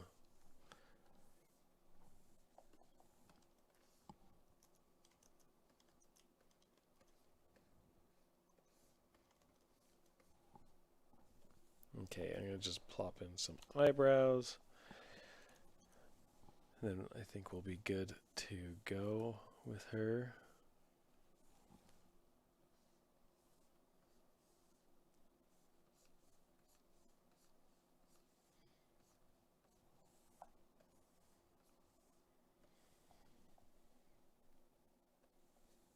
Then we'll start blocking in the hair and the hat and things like that, the fun stuff. Seeing where we're at on time. I think we're fine.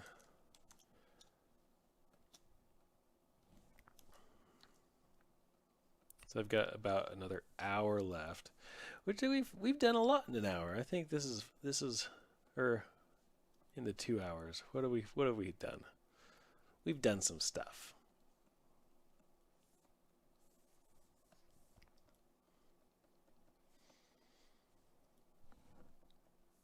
Dragist makes sense. Oh man.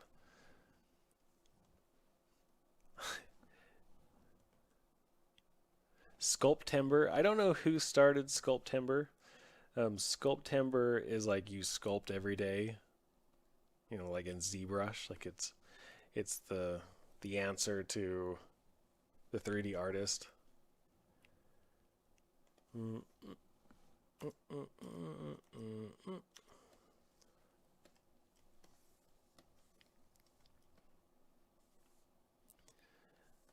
I think Sculpting's cool.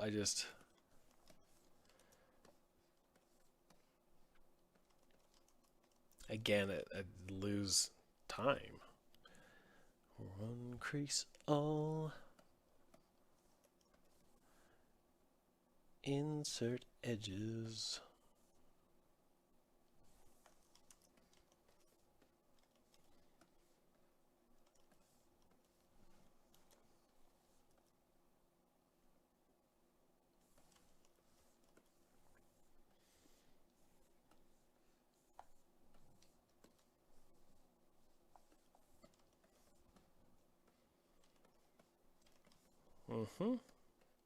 She's feeling all right. I think I can delete this thing now. Let's go ahead and do a save. Saving is good. And then let's go ahead and do some hair. So because she's got these bangs that I want separated, I might just do the hair in like two spots. So I'll just append a sphere. I'll dynamesh this at a really low resolution, maybe even lower. Yeah. Then I'll scale this into place.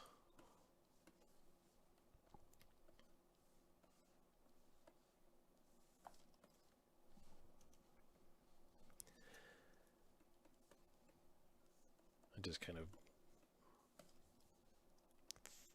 try to figure out the overall shape of these.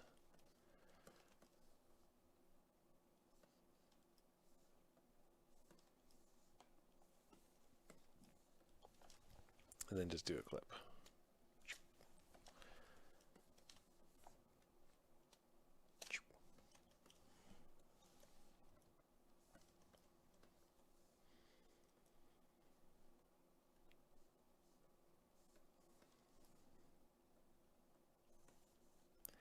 And I can just really quickly block in some hair for that.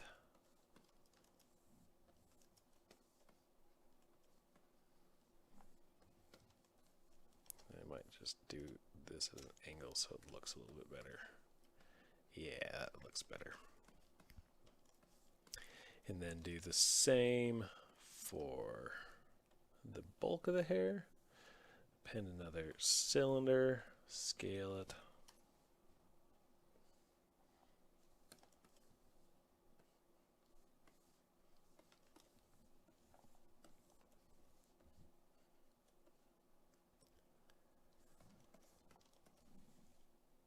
Dynamesh at a low resolution. Maybe not that low. Maybe not that low either. Ah, that's the one. Bangs. And then this I'm just going to be, you know, pretty heavy-handed with. You know, feel free. I'm going to probably dynamesh this thing a lot.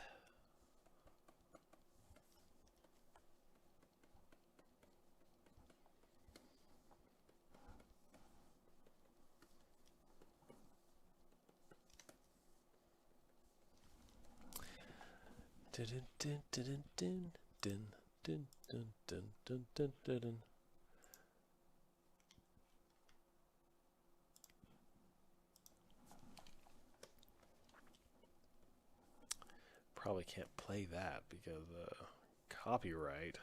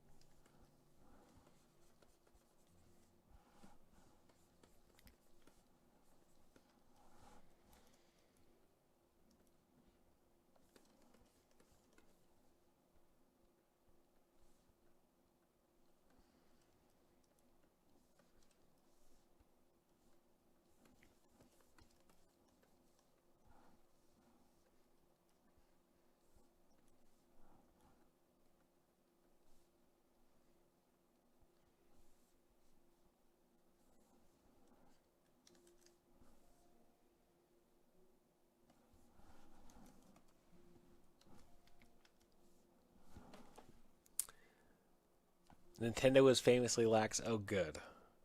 So I'm not going to get into much trouble by humming their theme songs. Mr. Redbeard, you have a cease and desist from the Mario himself. Stop humming. I would be honored if they're like, oh, his humming came close enough to our to our infringement. It would be really funny, actually. But not. I would immediately stop humming. That's for sure. That's the one thing that I would do. No more humming, which could be a good thing, I guess.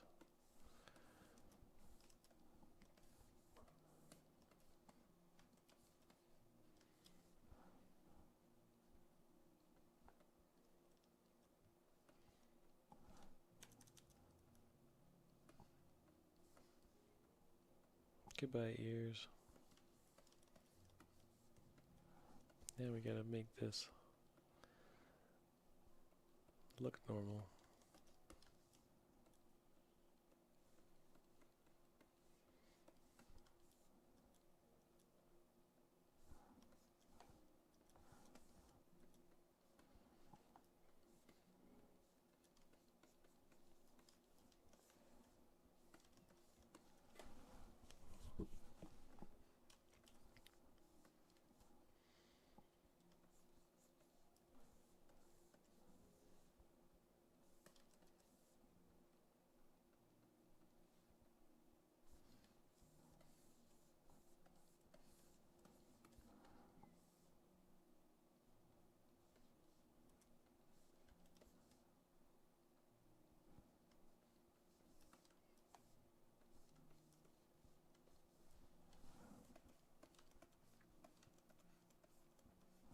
Copyright trolling is a thing.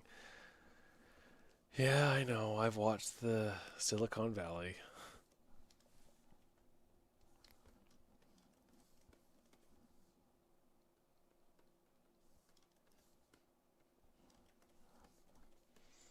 Let's make a hat. Dun dun dun dun.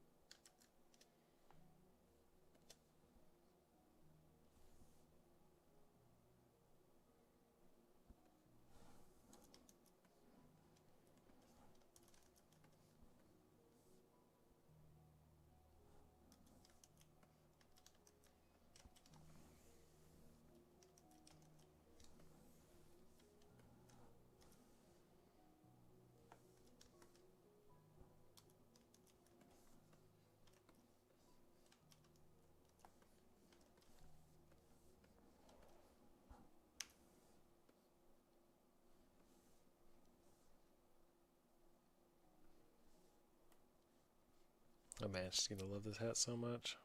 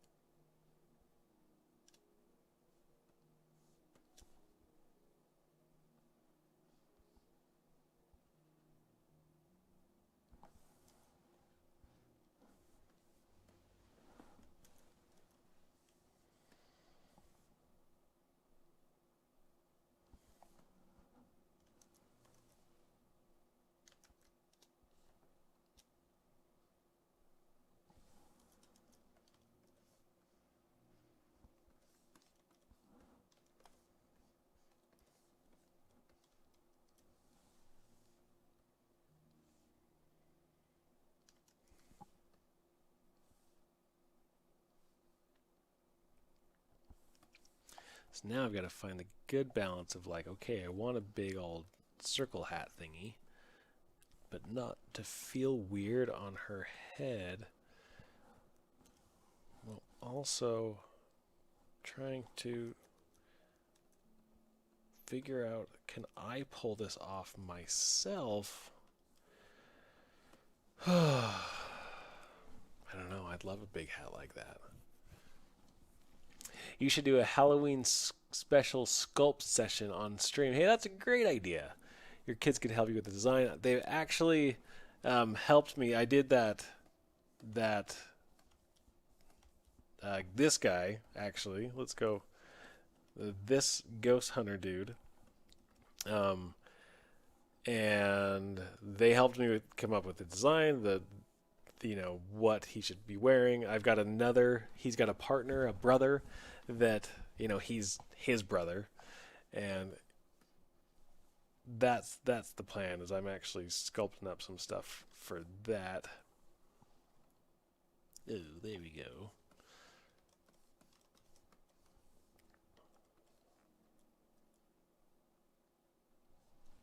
But I do love that idea. I love the idea of them making it like a monster. I should have them do that, like a zombie, or like, okay, draw what this zombie would look like, and then have me interpret their design. It's a fun idea.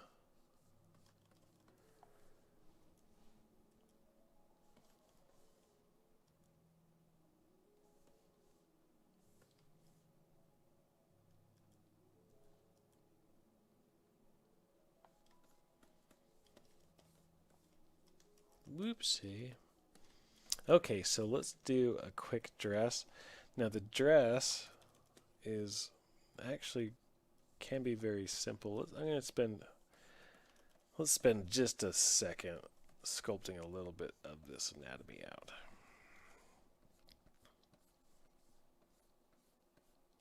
Now she is wearing a bra underneath, I'm assuming, and so she's not free.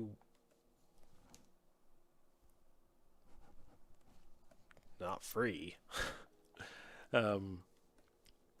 So I'm just going to figure out kind of what I want detail-wise. This is all just to make sure the silhouette in the dress feels right, by the way.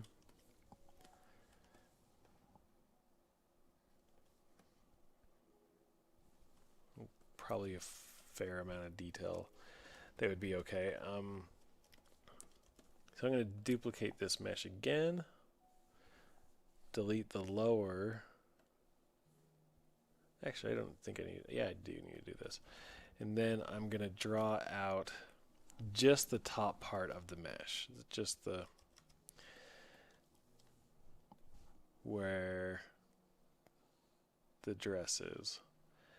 And I'm not going to include any part that's going to start splitting into each other.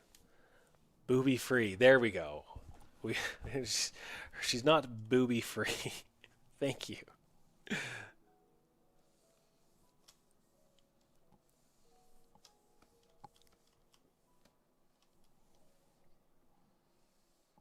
Let's draw this. So I'm just masking things out. I'm going to find where the top of this dress is. It's going to feel something nice.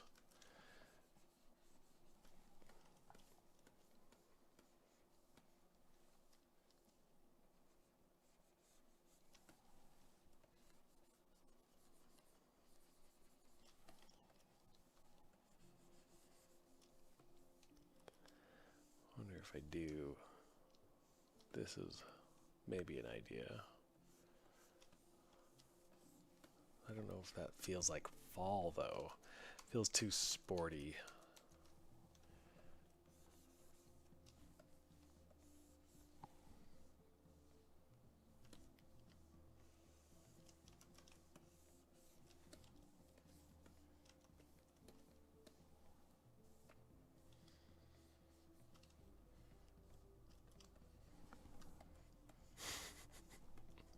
free.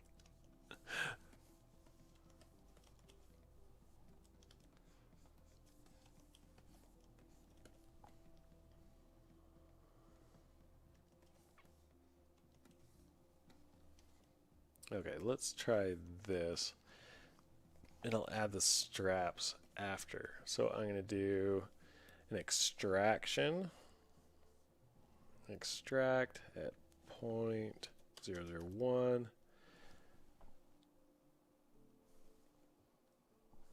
Try that again, extract. I think that's probably okay. I got some floatingness, so I'll just, oops, delete those. Delete hidden. Take just the front. So if you see this, it's got a thickness to it, and I just want the top part.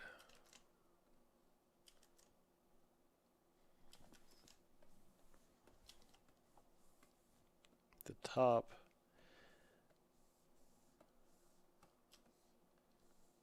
Not this inner part.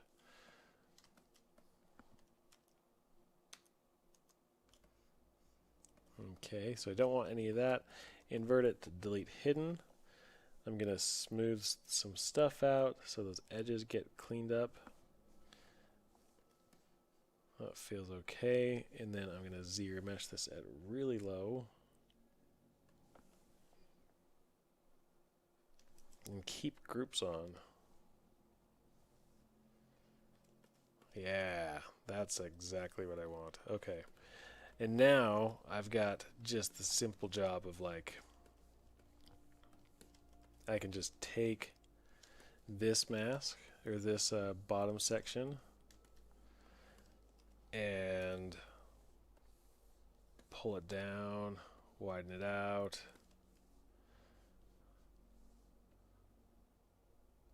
It goes all the way down to the floor.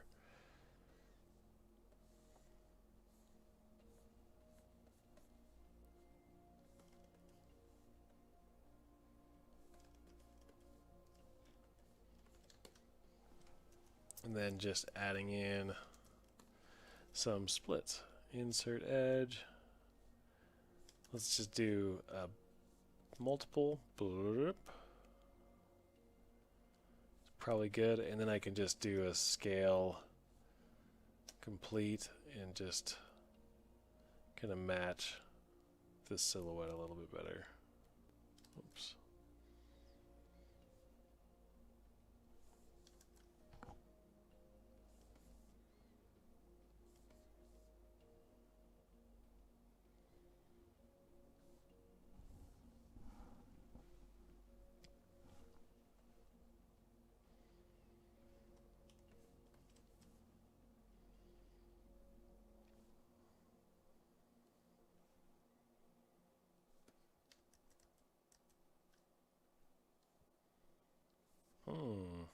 That's weird.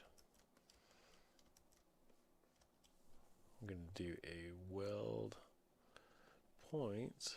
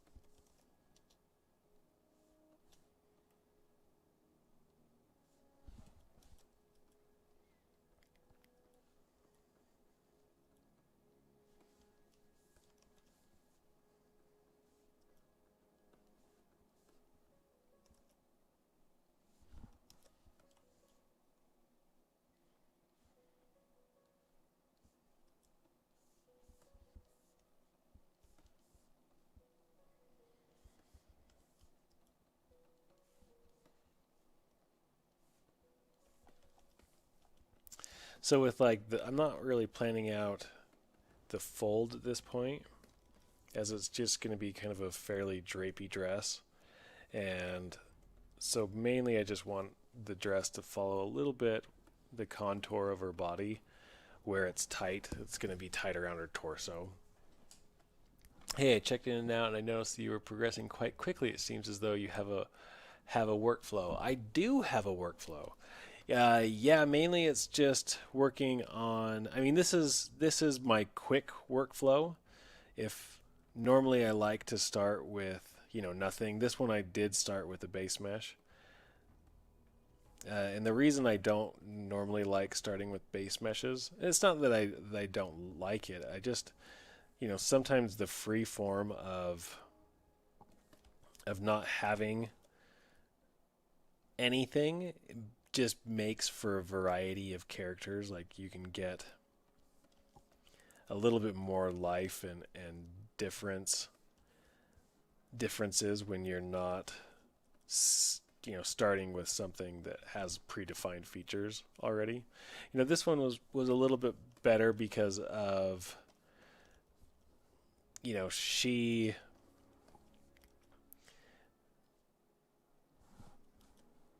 was a boy at one point. Her base mesh was a boy, and she's now aged up and a girl, and let's see. Let's project this.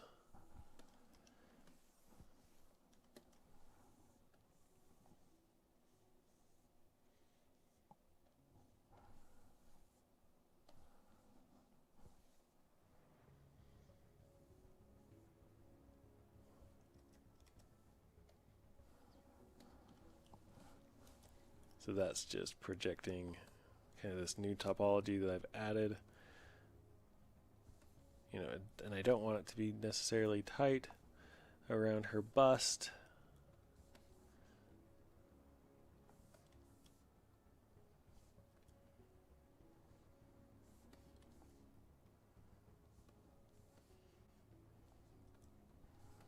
So yeah, I'm just working, fairly loose at this point. I'm not, but I'm also just worrying about key shapes. I haven't really done some heavy sculpting on any of this yet, actually.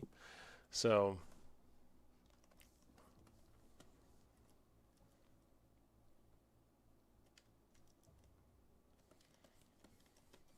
but she's been pretty fun to model, just because I think she's fall, fall's fun.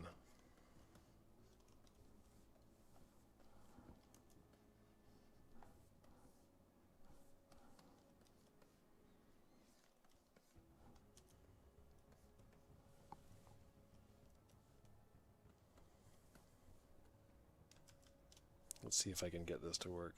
No attractions, no alignment. Oh yeah, and single.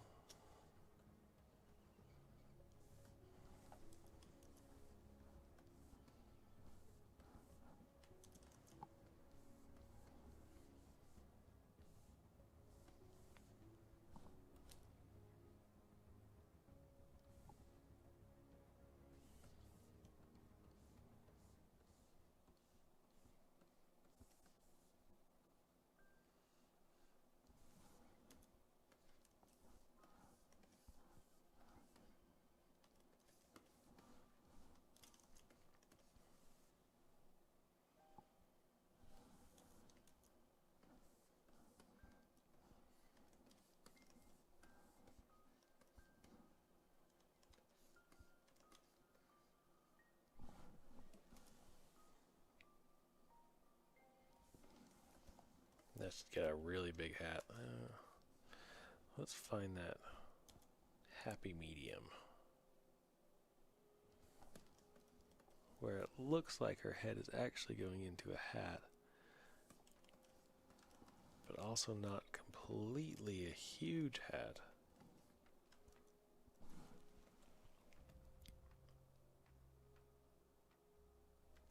It looks like I had to hit the races. When you got the job done, when you get the job done, basements really do. That is true. Like when you're like we use those. I use base meshes at work constantly because we're working on quick workflows and changing things. But if I'm ever doing like development work, like concept or visual development, I really like starting from nothing.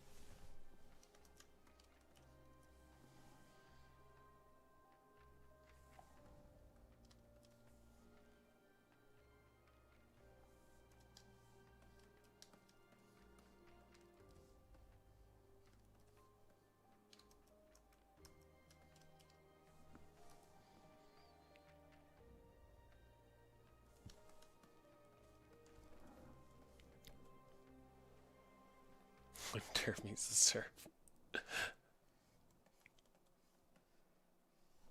Yeah, with visual development, I it feels more organic when I can start, fresh. When I'm trying to dictate a new style or, trying to find a new personality that we haven't done. I'll hardly ever start with the base mesh because it's just a little bit more freeing to not care about that. Okay, let's give this gal some straps.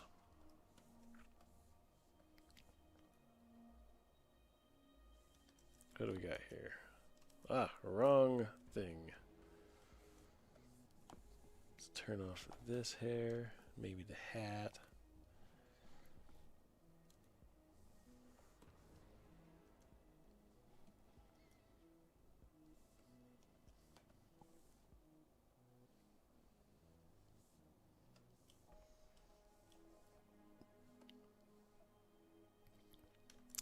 One of the best features, and I think this was from 2018 ZBrush, is the straps, the curve mode.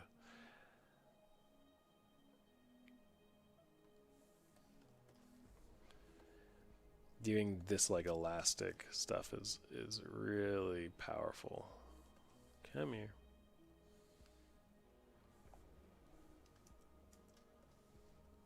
Let's try that one more time.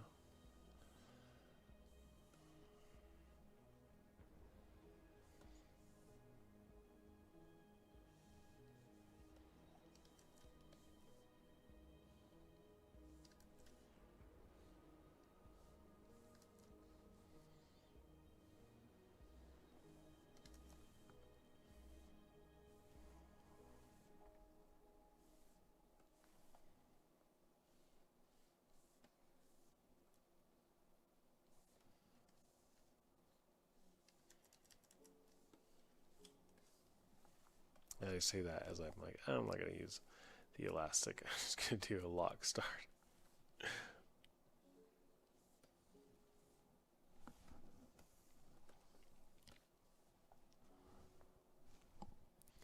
I've got about 30 more minutes. What is going on with my strap brush? There we go.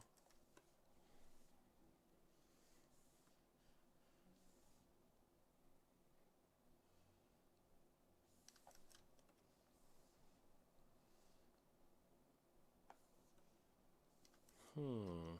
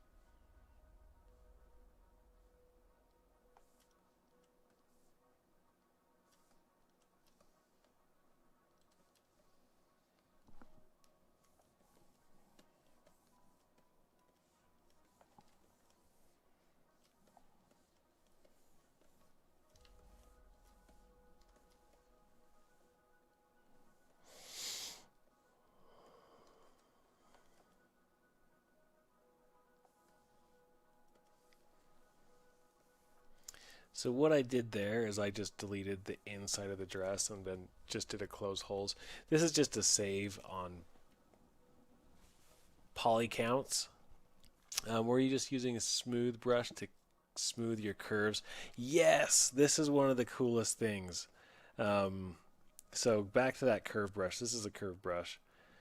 I'm going to turn off symmetry. And if I draw, like if I'm trying to draw some, like a detail, like if she had some filigree on her, and I'm trying to draw this filigree thing, but it gets a little mushy, like see how it's kind of not super clean and smooth. If I hover over this curve, when the cursor turns blue, and then start to move my brush and then hold shift, I'm actually just smoothing out that line. But I have to do it when I'm starting to move my brush a little bit, and then I can smooth. And it also like smooths out. I can replace it, continue that line, and then tap on it and start smoothing, and it will start smoothing out that edge. This is smoothing out to the degree that it's just going to be straight. But I could keep that curve if I stay away from the edge and just smooth out some of this stuff. And then go back, modify it a little bit, change the brush size, and then smooth it out a little bit more. So yeah, it's a very powerful brush. Do I ever use Marvelous Designer? Yeah, I mean I haven't used it for probably a year or two.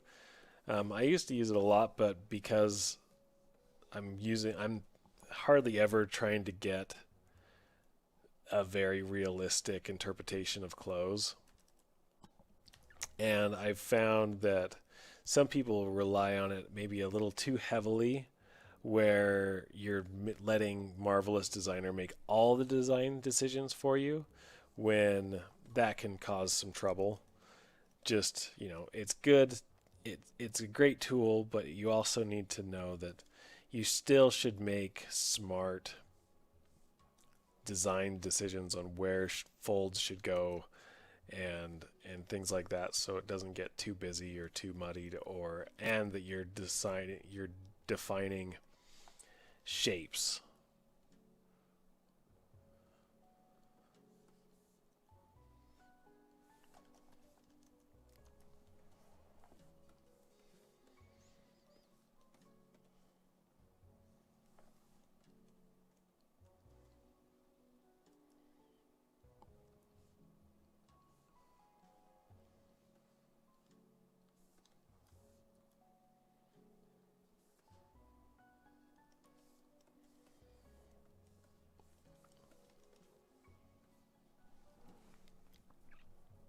Thank you.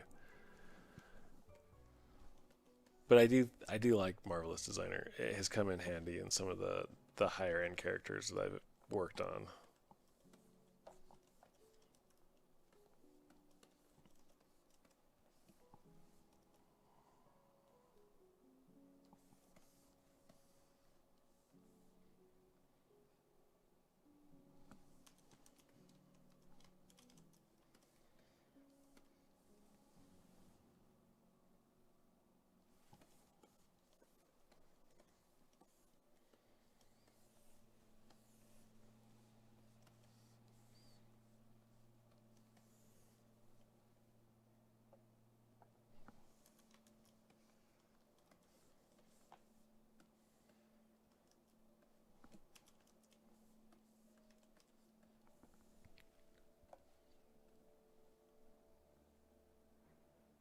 This I don't need anymore.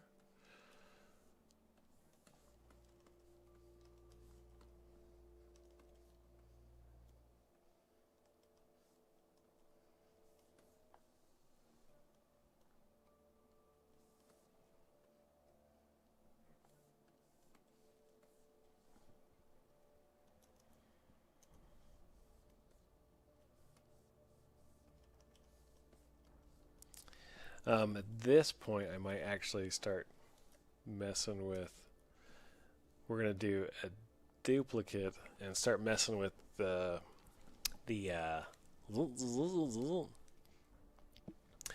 Why is ZBrush so expensive? Because it is awesome.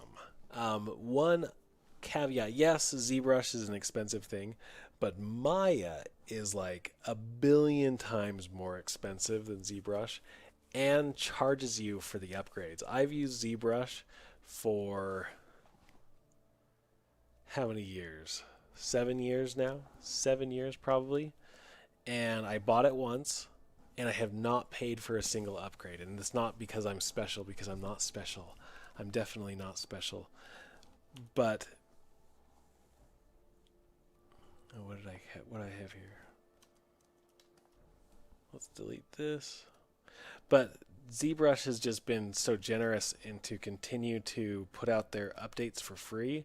I don't know if they'll always do that. They've never said that they'd always do that, but I think they're a company that really pushes for you to for their users. Like they like their users, which is great. But ZBrush is expensive because it is such a powerful and great program, and industry professionals use it. No, they've never. I still haven't charged. They've never been charged for an update. They have a subscription service now, so like if you don't want to pay the upfront cost, you can do a subscription, and I don't know what the subscription price is off my head, but you can do a month to month or a yearly thing.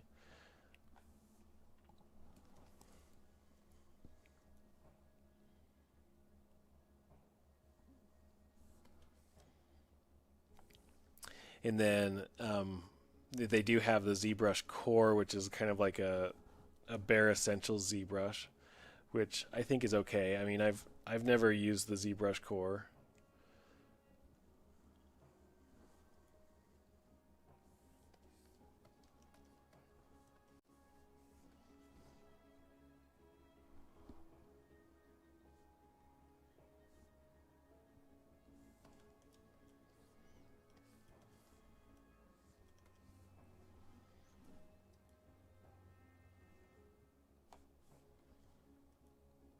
But yeah, it's expensive, but it's 100,000% worth it.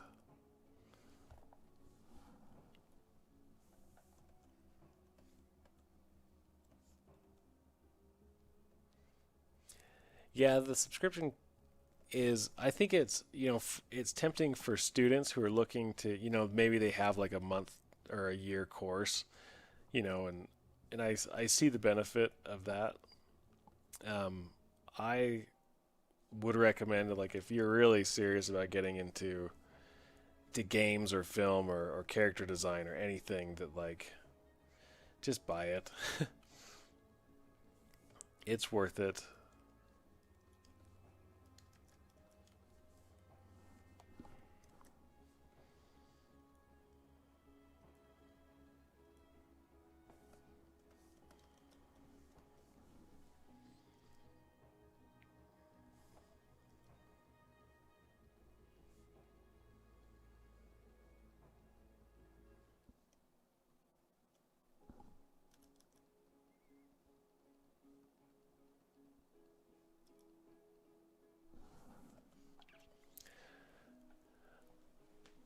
Yeah, once you get into it, you kind of just want to have the full version.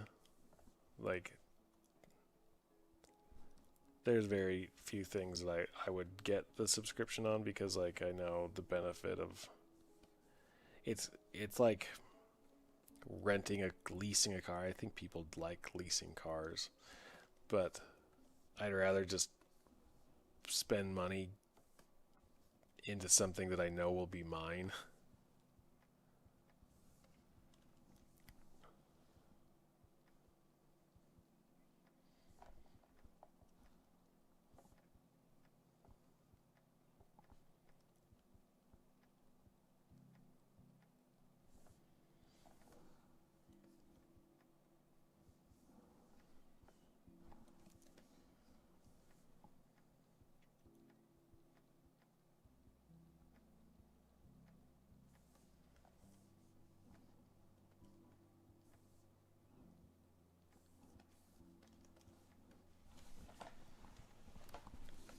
This is me just kind of messing around with the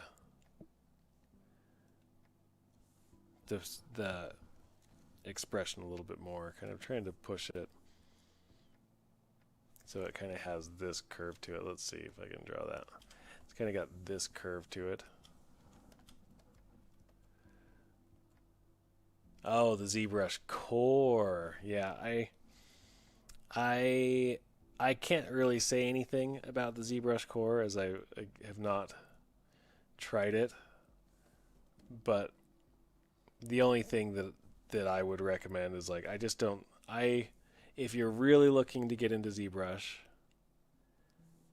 it's like buying Photoshop elements compared to Photoshop for digital painting. You know, one will give you all the tools you will ever need to progress to an unlimited level, and then one will be a good hobby tool. So if you're looking for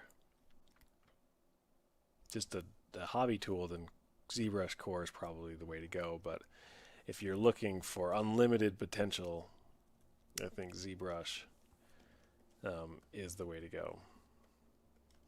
The full thing.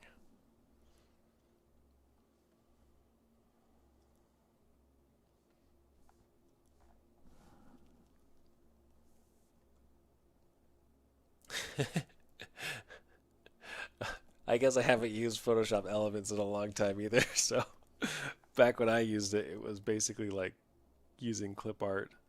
So yeah, I don't know. I've never used ZBrush Core, and I don't know if it's been updated since its initial release. I'm sure they've done like a few updates here and there, but the ZBrush full is quite good.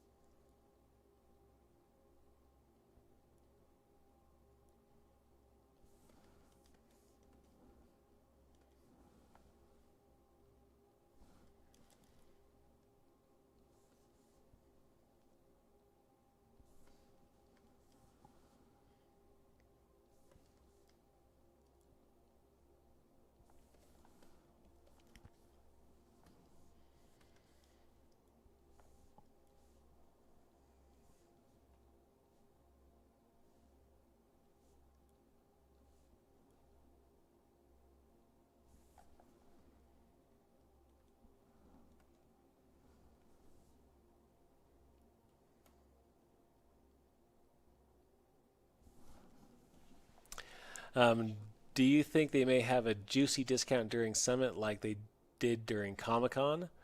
I would hope so. I don't know. I have no idea. But maybe. I'm always looking forward to like the new announcements that they do.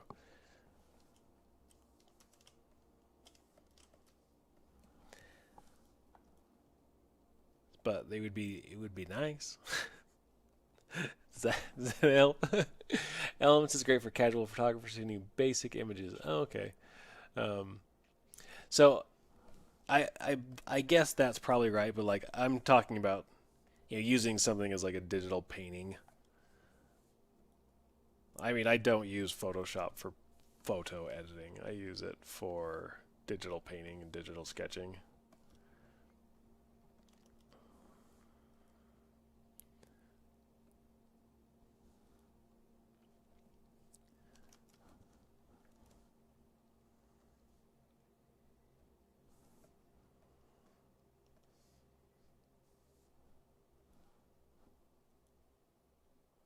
Push this up just a bit more,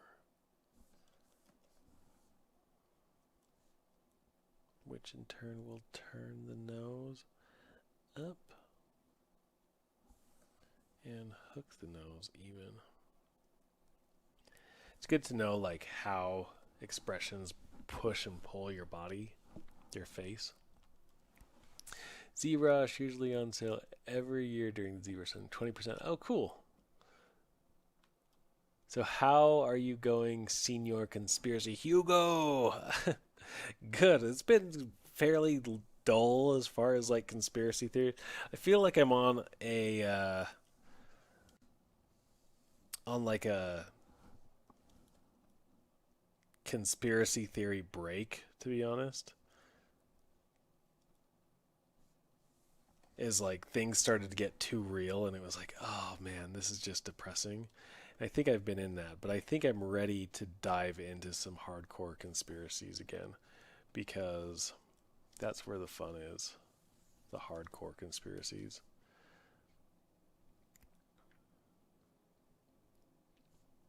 That one, The Family on Netflix, if you guys are looking for a good conspiracy series, I think it's a 4-part series. It's pretty good. It's pretty depressing because it's so real.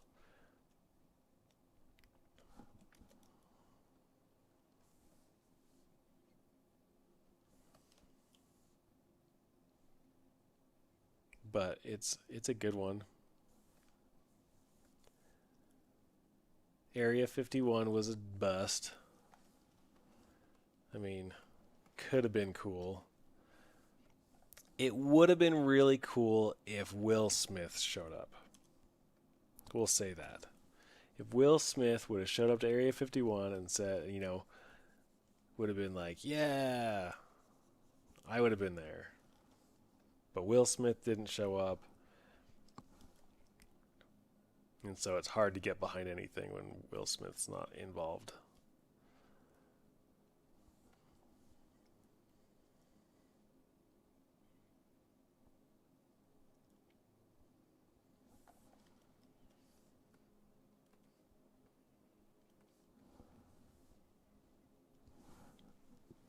And Jeff Goldblum. Do you think? No, I think he's pretty dead. Jeff Epstein. I'm pretty sure Epstein's pretty dead.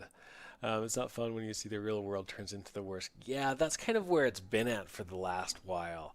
I think that's probably what happened is that I've just been depressed with the real world, and conspiracies are no longer fun because it's too real.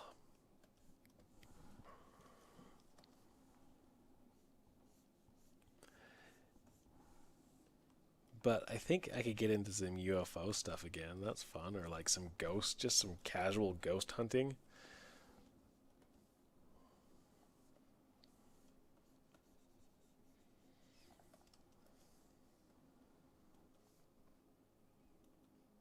It's starting to feel a little bit better. That expression.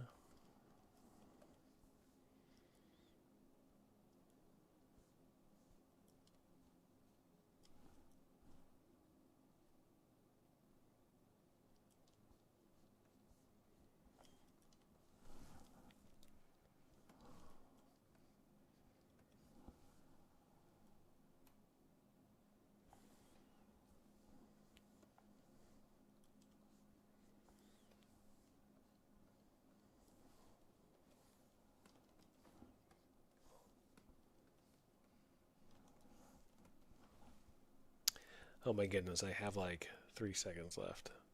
Um,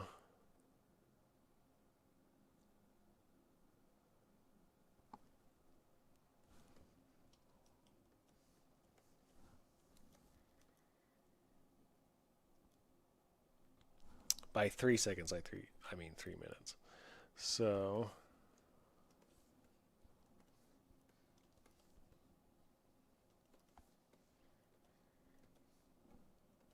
this is getting a little too bulgy though.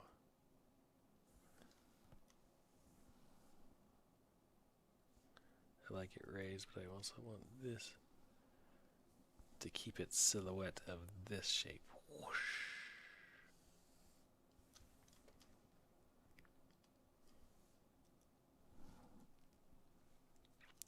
Well, if you think of terms, and Tom, of time existing in a non-linear fashion, ghosts aren't too far-fetched. Yes, especially if you think of it as a Jeremy Bearimy timeline. Actually, there's a really good book that I read about the Skinwalkers, and that was like one of the theories, because the Skinwalker Ranch experiences all sorts of weird stuff. Like they have paranormal stuff, they have UFO sightings, they have, you know, wolfmen, Sasquatch, vaporations, like all this crazy stuff. And basically, this guy who wrote the book was a scientist who lived on the ranch for a year, or like 6 months to a year, and he was trying to scientifically answer like what is going on. And his overarching theory at the end was that, like, okay, well, if there are different timelines and we're all kind of living within different dimensions of that timeline, or different linear variations of that same timeline, then we're not, what we think is like a poltergeist activity is really just timelines overlapping, you know. And maybe there's areas that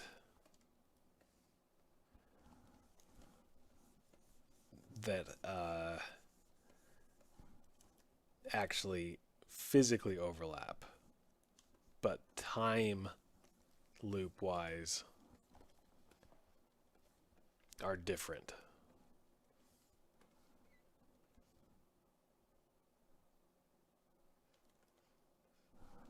That makes a lot of sense.